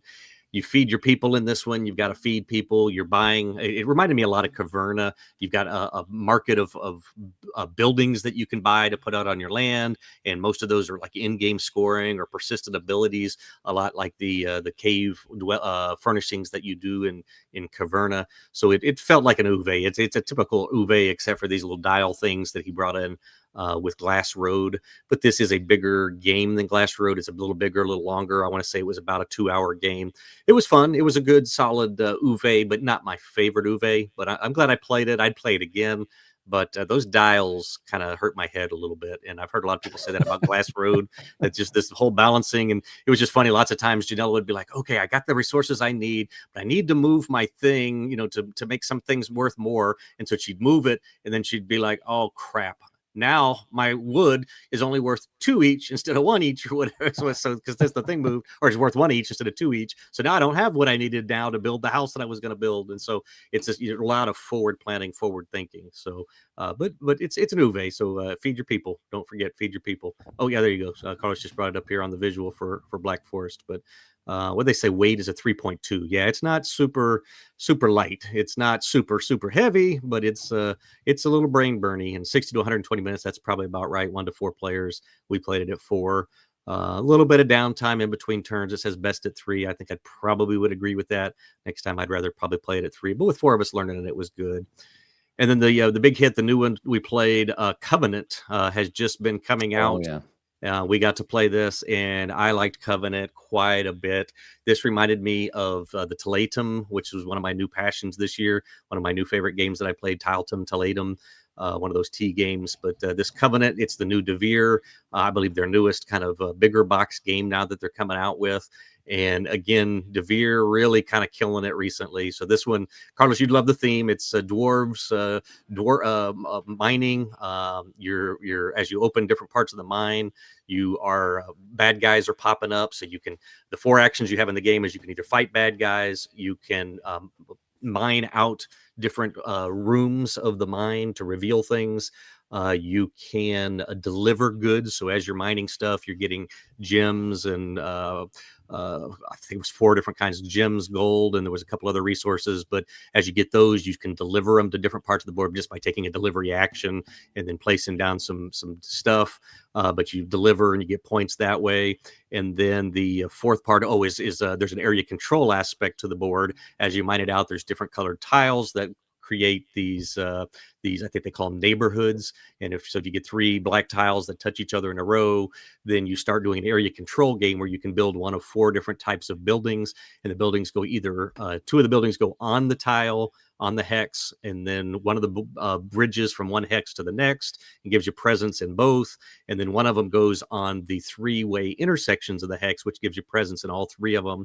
And depending on where you build them, you get different bonuses and resources and things. So there's definitely some combo-y goodness in this. There's definitely lots of collecting things and delivering things. And as you can see here, those of you that can see the video version at home, very bright colors. We had a couple other people walk by as we were playing, and we're like, oh wow, that's a visually stunning game. It's real bright blues and greens and purples, and it was fun. It reminded me in some ways of Talatum. You've got all these kind of little mini things. You're doing these different actions to kind of play 4 little different mini games, but it all comes back to this main map that you're tunneling out and exploring. And the theme's pretty cool. I mean, you really probably could have put just about any theme on this, but it was kind of cool that they went with the dwarves and the mining.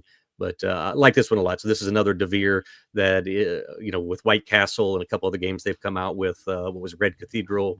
over the last 3 or 4 years that they are knocking it out of the park recently. And so it's hard to walk by a Barnes and Noble and not see 2 or 3 DeVere games that are like, oh, I'd like to either own that one or play that one. And this is one right after we were done. I went online, and this doesn't happen to me very often. Went online and looked up the price, and it's $60. Comes with a ton of little chunky wooden bits, lots of cardboard.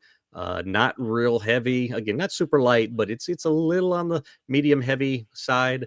But it's definitely not a big heavy euro. It's pretty.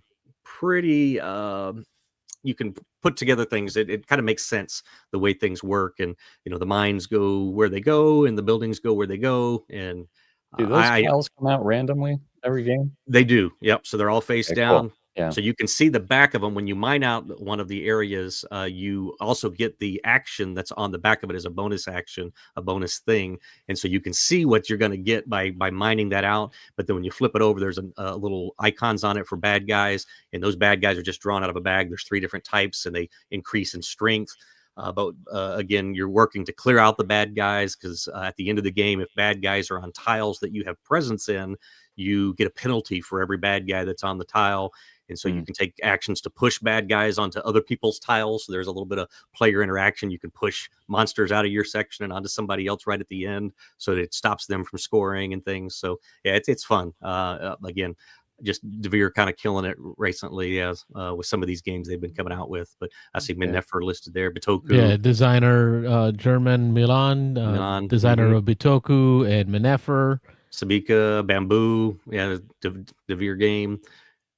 This one's, I think this one's going to be pretty popular. It just came out. I think Daryl said it had only been out for like a month and a half. So this one's brand new, hitting the market here. And it's... Did they overpack the box again? No, not extremely. So this is a bigger box, right? Yeah, it's a big box. It's a big full-size Ticket to Ride box. So this is a bigger box. Okay, so less likely to have trouble putting it back. Yeah, there's a little bit of room in there for some expansions. It wasn't. It definitely wasn't an empty box, but it wasn't. It wasn't like we were cramming stuff in there. So yeah, good game. Shout out to Edmund in the chat. Hello, Edmund. Hey, all the way from Sweden. Yeah, I want to play this one. This one looks good. It's good. I highly recommend it. It says an 8.0 right now. It's new. It's early, so that rating will change. But I'd probably give it an 8. It was very solid, very fun game. I'm looking forward to playing it again. Cool. What else you got played, Mike? Anything you want to highlight?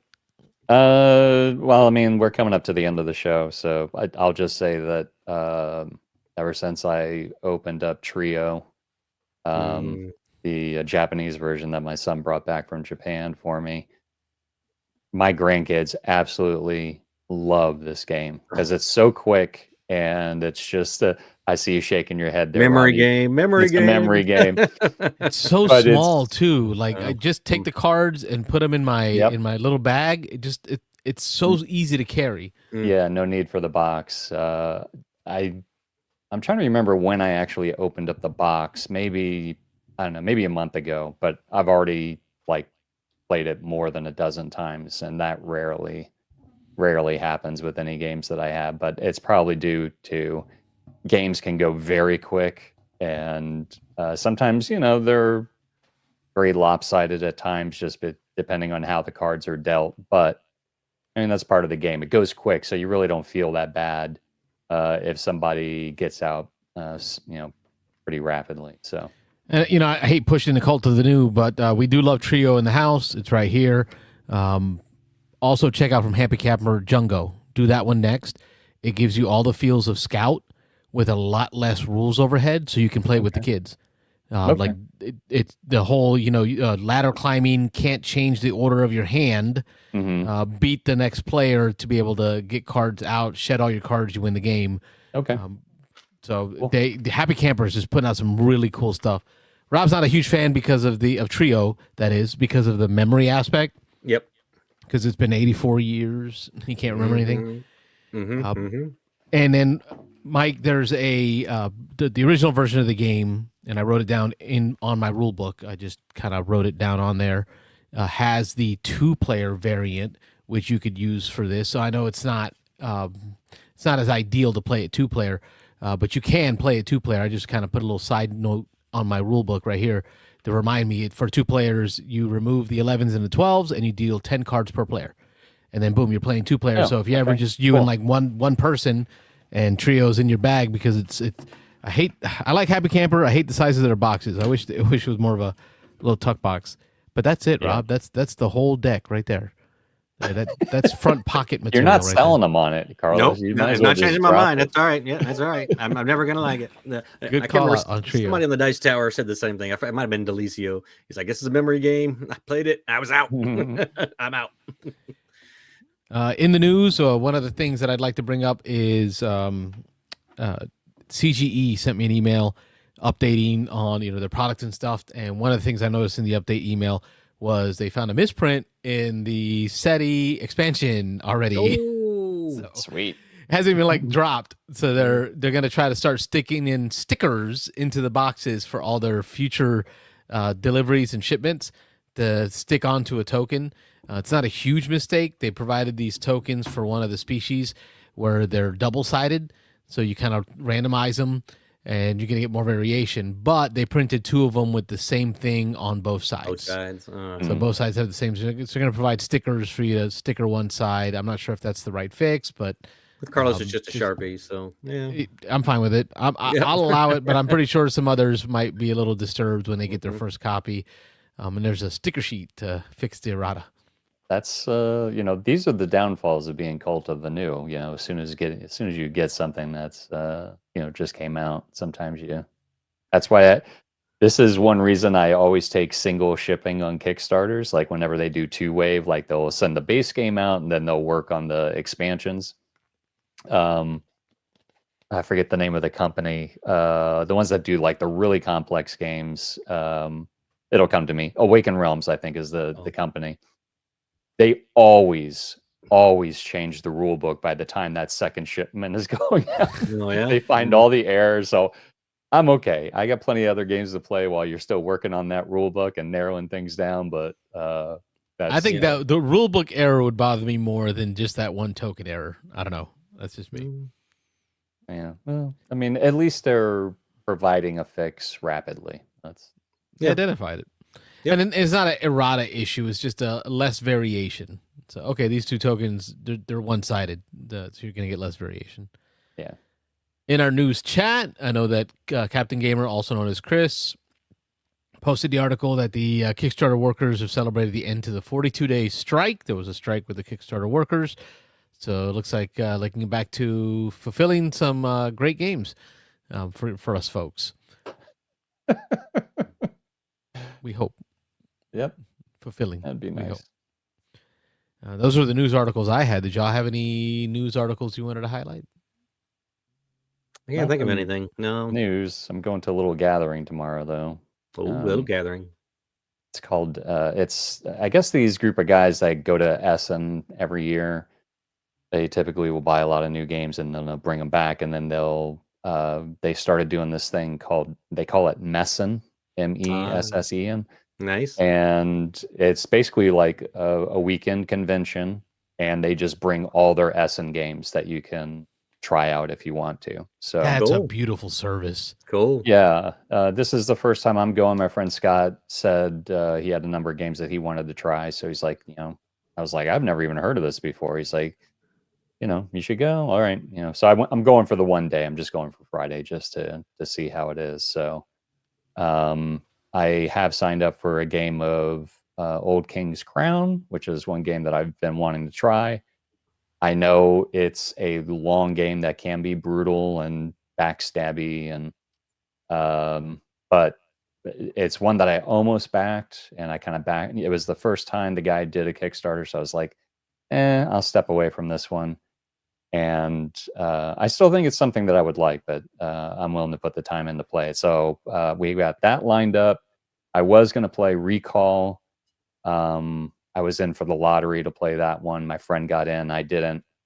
I was on the waiting list, but Old King's Crown, I think, is going to overlap the start of that one. We're going to get Emberheart in, my friends. I haven't played that one. That one looks really good. Yep. I love the artwork in that. Texas talked about it. He's super excited for that one. Yeah. And then any other games, like I said, they're just people bring. They were doing like a sale also. Like you can buy, like you can bring your own games and sell them, and you just like put them on a table with a QR code for like your Venmo or whatever, and you put the price on the box, and people pay. Like, again, this is my first time seeing You this. sure I'm about like, that? They do that at Are you sure about that? they do that at the Big Game Bash in St. Pete. Oh, do they? Every 3 months, 4 months, whatever where they have that. But yeah, they've got a whole one wall is just all tables, and people just stack up their games. You put your Venmo thing on a piece of paper and set it there. I and would people, think games will grow legs. That's Well, Mm-hmm. this is at a church, so maybe that helps a little bit. But maybe. no, they've been doing it for a year, and they haven't had any problems that I've seen. So yeah. I mean, I think if I had more time to plan and I could guarantee a seat next to that table to make sure, I'd probably Yeah. bring some of my games. But Hmm. it would be nice to peruse. Of course, I wouldn't steal anything, but hopefully I Remember- don't see anything that I want. That way I don't come home with anything. But yeah, My question is, why didn't you set up a game of 10? set up a. Oh, well, because I haven't played it yet. There you go. We want to hear. We want to hear. Yeah, Inquiring I know, minds. man. I was lucky enough to be able to join tonight, so I consider Thank you for that a coming win. in. I know we Yeah. had set aside time tonight to make this happen. Some plans changed on what we were doing, so I'm glad you Yeah. still popped in. Yeah. Yeah, I've been trying to get some things situated, and I'm preparing to start doing videos again. So I've been kind of arranging things. You can see like I've changed stuff behind the back, and One mic, So- 2 games. Woo! Maybe 3. maybe you never know. Now with Mike here, we get to do the OGG and catch up on that West Coast OGG and see what he's been up to. Other geeky goodness. Other geeky goodness. Well, I finished, which I finished Dungeon Crawler Carl, the first book. Liked it. I already told you what my thoughts were, but just a kind of very quick overview. It kind of lost its luster by the middle of the book, but then recaptured my interest towards the end because there's a lot more. I was kind of like probably thinking like you were, Carlos, where I was like, how are they going to continue this story for X number of levels, but the whole politics and the corporations and that part really, when it started getting closer to the end, it was like, whoa, there's a lot more going on behind the scenes than what they were leading on to originally. So very interested in the next book. I don't have the next book, but I don't either. I was just going to ask you that. Did you pick up the next book? Like, was it an insta buy for you? It wasn't an insta buy. Me neither. And usually I don't, and I listen to audiobooks, reading puts me to sleep. So it's very hard for me to get through books with regular reading. I usually will pick up books when they're on sale on Audible. This was like here's my credit immediately. I just want to listen to this book. Oddly enough, I picked up book 5 because it was on sale. It was like only a few bucks. I was like, I'll get to it eventually, so I'll put that in my library, Yeah. But I have plenty of other books. I just started Flybot. Like I'm maybe 2 chapters into that one, which is starting to be pretty interesting. That's audiobooks. Watched Frankenstein on Netflix recently. Have you guys watched that one? The Haven't seen it yet. Guillermo del Toro Frankenstein. Yeah, it was a unique take on it. I really liked it. They probably not what you would expect, but typical Guillermo type of cinematography. Lots of bright colors in areas and symbolism, and I liked it. I would definitely watch it again. I recommend it. Trying to think of some other shows that I've watched. This is the one thing I wanted to talk about also. It just dawned on me. That show, and it's funny because you had another guy calling last week, I think, about the show that you did about the changing endings of games. Oh, yeah. Yeah, with variable endings or The determined whole endings. time you guys are talking, I'm like, guys, my favorite game is Vindication. You start out with 2 in-game triggers, and then every time somebody every time a point value of 25 increments of 25 you draw from a deck, and it adds another in-game trigger, which may have already been, Triggered. it may have already been hit by the time Yeah. you flip that card up. Anyway, that was a variable ending in a game that I like. Yeah. Which So you also like variable ending. I tend to prefer variable endings, and you and me, Carlos, we're kind of seeing eye to eye on that, so we got to catch up on our side. Good, from thank the you. other That's I people think that- 3 votes Helping now. them out. Yeah. Yeah. 3 to everyone else. Yeah, right, Three against the basically. world. Yeah. Basically, yeah. And Pluribus. Have you guys watched any of that? Haven't yet. No. I watched the first episode. That was it has my interest. That's definitely interesting. I'm interested to see what happens next. Let's put it that way, for sure. It's on Apple TV. Apple TV, yeah. Yeah, so I've seen the ads for it and it looked interesting, but yeah, I still don't got the Apple TV. So one of these days I'll get that and binge all that stuff. So Oh, dude, there's so much to binge. oh, there is a on lot. Apple. Yeah, there's a lot. Yeah. Yep, that's pretty much all my geeky goodness on my end. I'll say for Dungeon Crawler Carl, Mhm. it was a feeling of this is going to get repetitive. How am I going to watch American Ninja, race over and over again, right? Like, okay, Yeah. it's just like this. It's going to be the same thing, just different level, different monsters, different objectives. And then it's got this dread feeling of oppression over the top of it. Yeah. Like, there's no way. How are we humans ever going to deal with this power that has taken over the planet? Like, there's no hope. But then, like Mike said, as you get towards the end, you start to see the cracks in the foundation, the issues behind the glossy production value of this show that our protagonist is on. And they're like, ooh, now I'm interested. Like, how do we defeat this? Is there a chance for Earth here?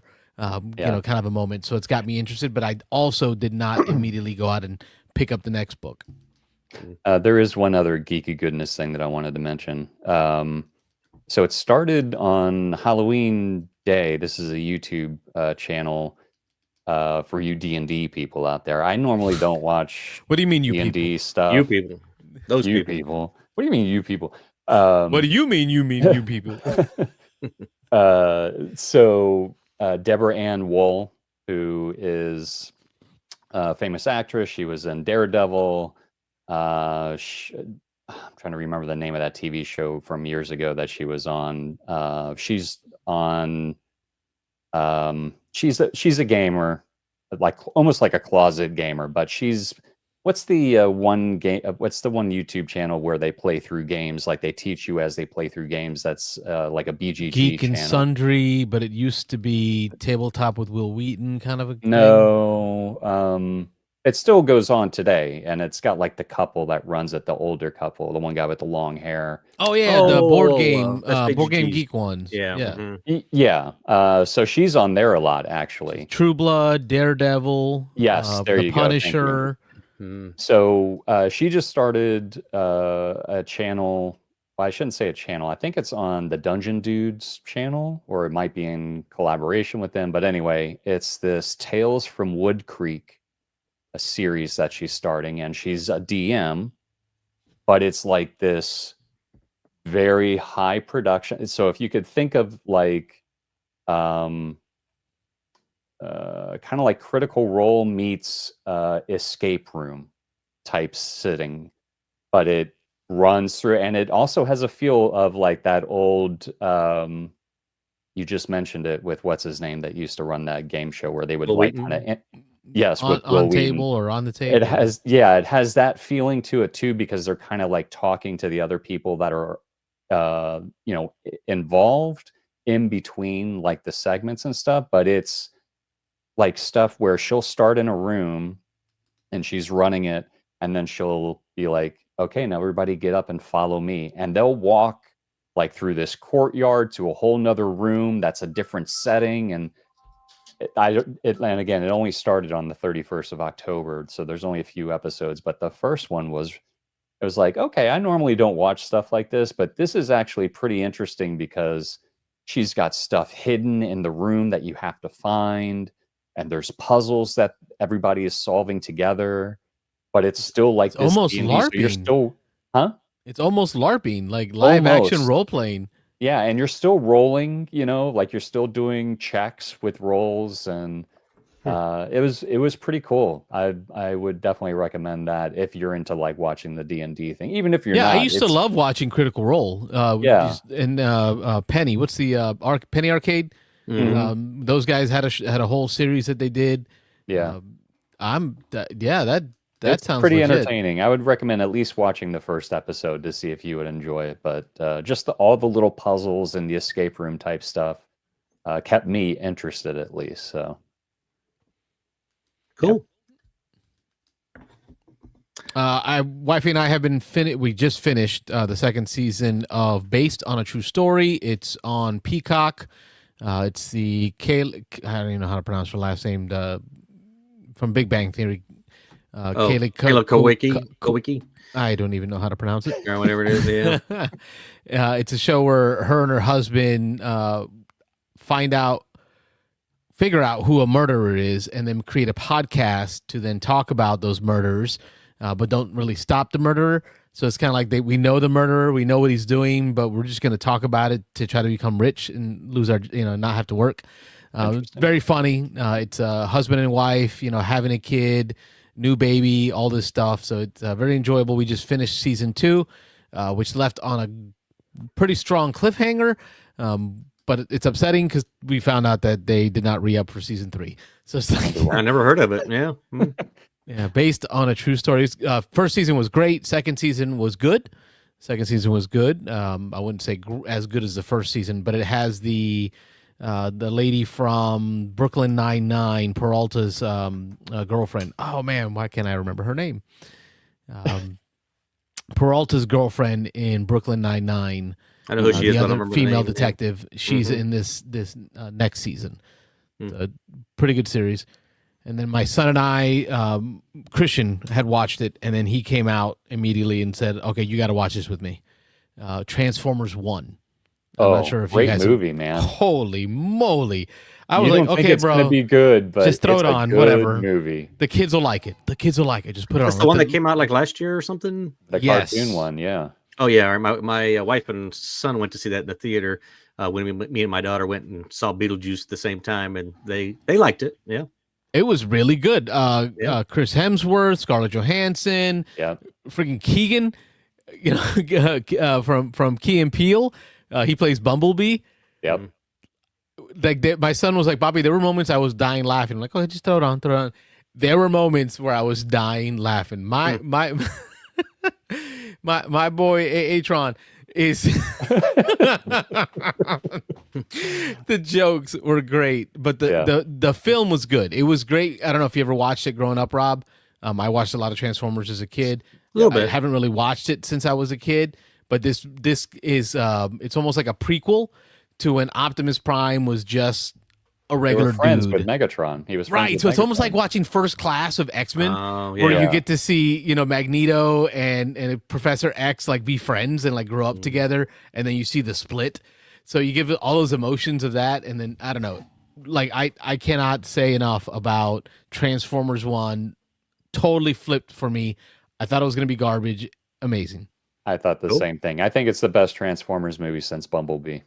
Yeah. All those other Lawrence Transformers Fishburne. movies. Lawrence Fishburne, bro. crap. But as soon as I heard his voice, I like, what?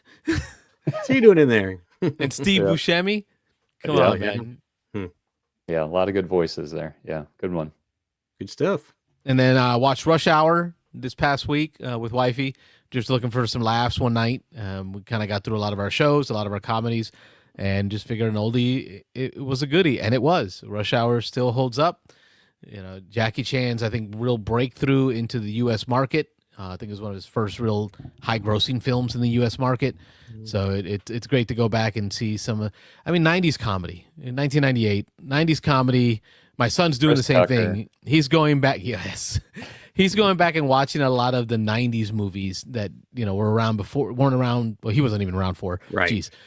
Like Scream. And he's like really like enjoying the look and the feel and the people and, like the storylines, the lack of smartphones, the lack of internet. Like it's just a different feel. Old cinema.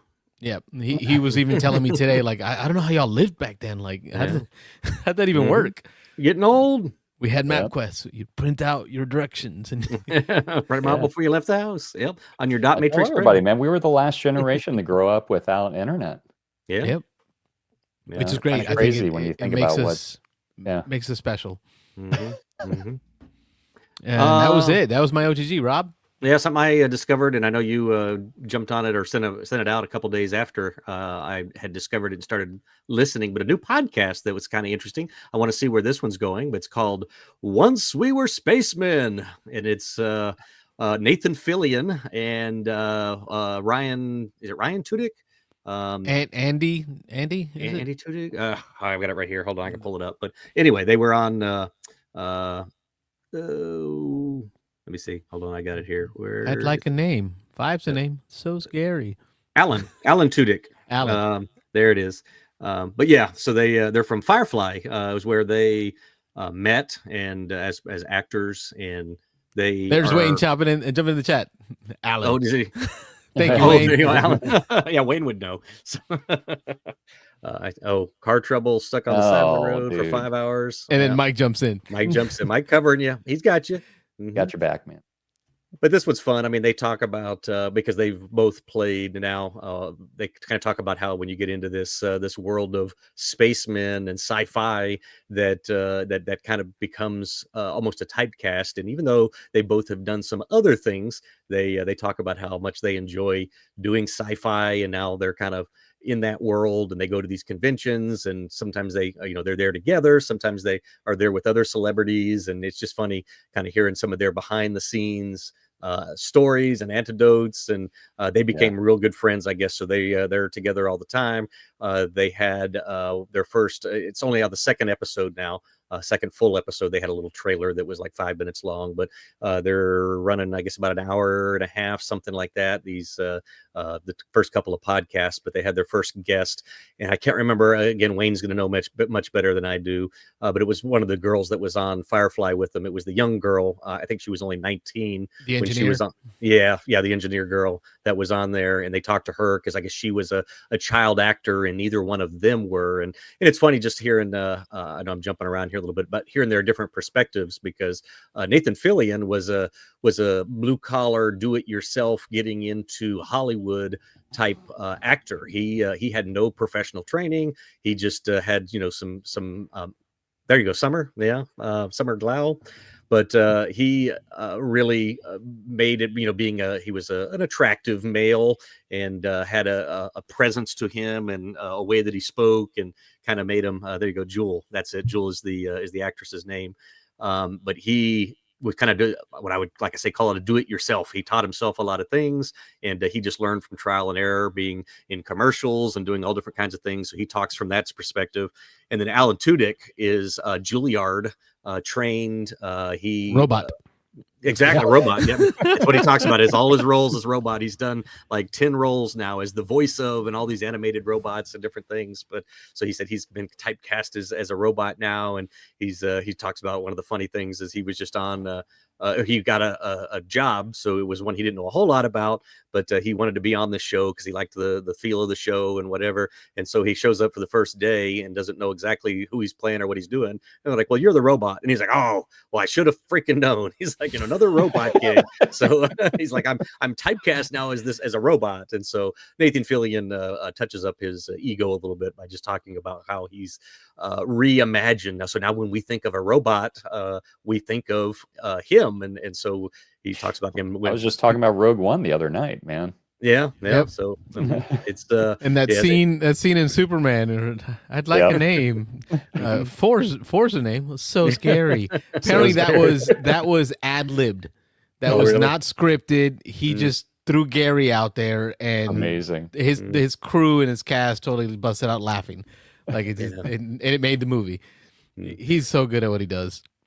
Yeah, but if you're a fan of Firefly, of course, this is kind of a no-brainer. You should watch this just because they spend actually the first episode talking about how they keep trying to talk about Firefly, but as soon as they start talking about something on Firefly, they go off in a different direction. So the second one, they brought in a guest, special guest who was an actress on Firefly. So they spent almost the whole second one talking about Firefly and how they met and all that kind of stuff. But it's really funny, kind of a behind the scenes, seeing how these different actors get together and what they do in their off time and stuff like that. So it's entertaining. I'm enjoying it. So I've listened to the first. There's 2 out. I listened to the second one today, and I'm interested to see where it goes and how long it sticks around. But so interesting, Rob. I did not take you for a podcast person. I think you've told me you're really not a podcast person.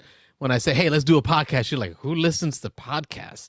No. Well, if there was a video version of it, I would definitely watch that as well, or actually in a as a preference to it. But since there's not, I mean, it's all it has. Welcome to the podcast audience world. Yeah, I just turned it on while I walk around the house and my lunch break and stuff while I'm eating and watching TV. Yes. On that, yeah, it's a perfect way to consume audio books and podcasts, just kind of while you're doing other stuff. Was there a reference? Yeah, I missed it. Yeah. No, I didn't get it. He was doing the. Doesn't he do it? Yeah. Yes. Dr. Evil. Oh, is that Dr. Evil? Is that it? We did watch that. I think I talked about that a few weeks ago. You weren't here for it, Mike, but we watched that again too. Austin Powers. I think on the well, then I didn't get the reference. I thought you were doing the Rick James when what's his name is. I know which one you're talking about. I got your reference. But well, I think folks, that's it. Yeah. That gets us through another great episode of the Beans and Dice podcast, where we talk about gaming and other geeky goodness. We do it every Thursday night, just about every Thursday night. We're here 9 p.m. Eastern. Next week, the hope is that we're going to live stream starting around 8ish. An hour live early? stream 8 our finale for Thunder Alley. It's going to be great. We got Dan in the lead. I think I've made it to second place. If I'm right, thanks to Dan's help last week, I was able to get 3 cars. And Wayne, wasn't it Wayne that pulled you across the finish line? Well, he swore to kill me in my sleep. And then he pulled 2 of yours across the finish line, like second because it helped him get ahead of you, Rob. It helped him get ahead of you. Well, so for all those reasons, we recommend that you watch next week live as we play Thunder Alley on TTS. I'll stream it from here. We will still take phone calls starting like 9 o'clock. I will at least take phone calls to talk to anyone who wants to talk. Otherwise, we'll just be playing games. Hopefully, it should be about 2 hours of play between 8 and 10 Eastern to be able to get that done. And that's it. Hey, God bless you all. Thank you for watching. Catch you on the next one. We'll see you next week. Thanks, everybody. Thanks for watching the Beans and Dice podcast. Don't forget to like and subscribe. Wayne says, yeah, it helped me, but unfortunately helped Carlos, my nemesis. You did that, Wayne. You did it.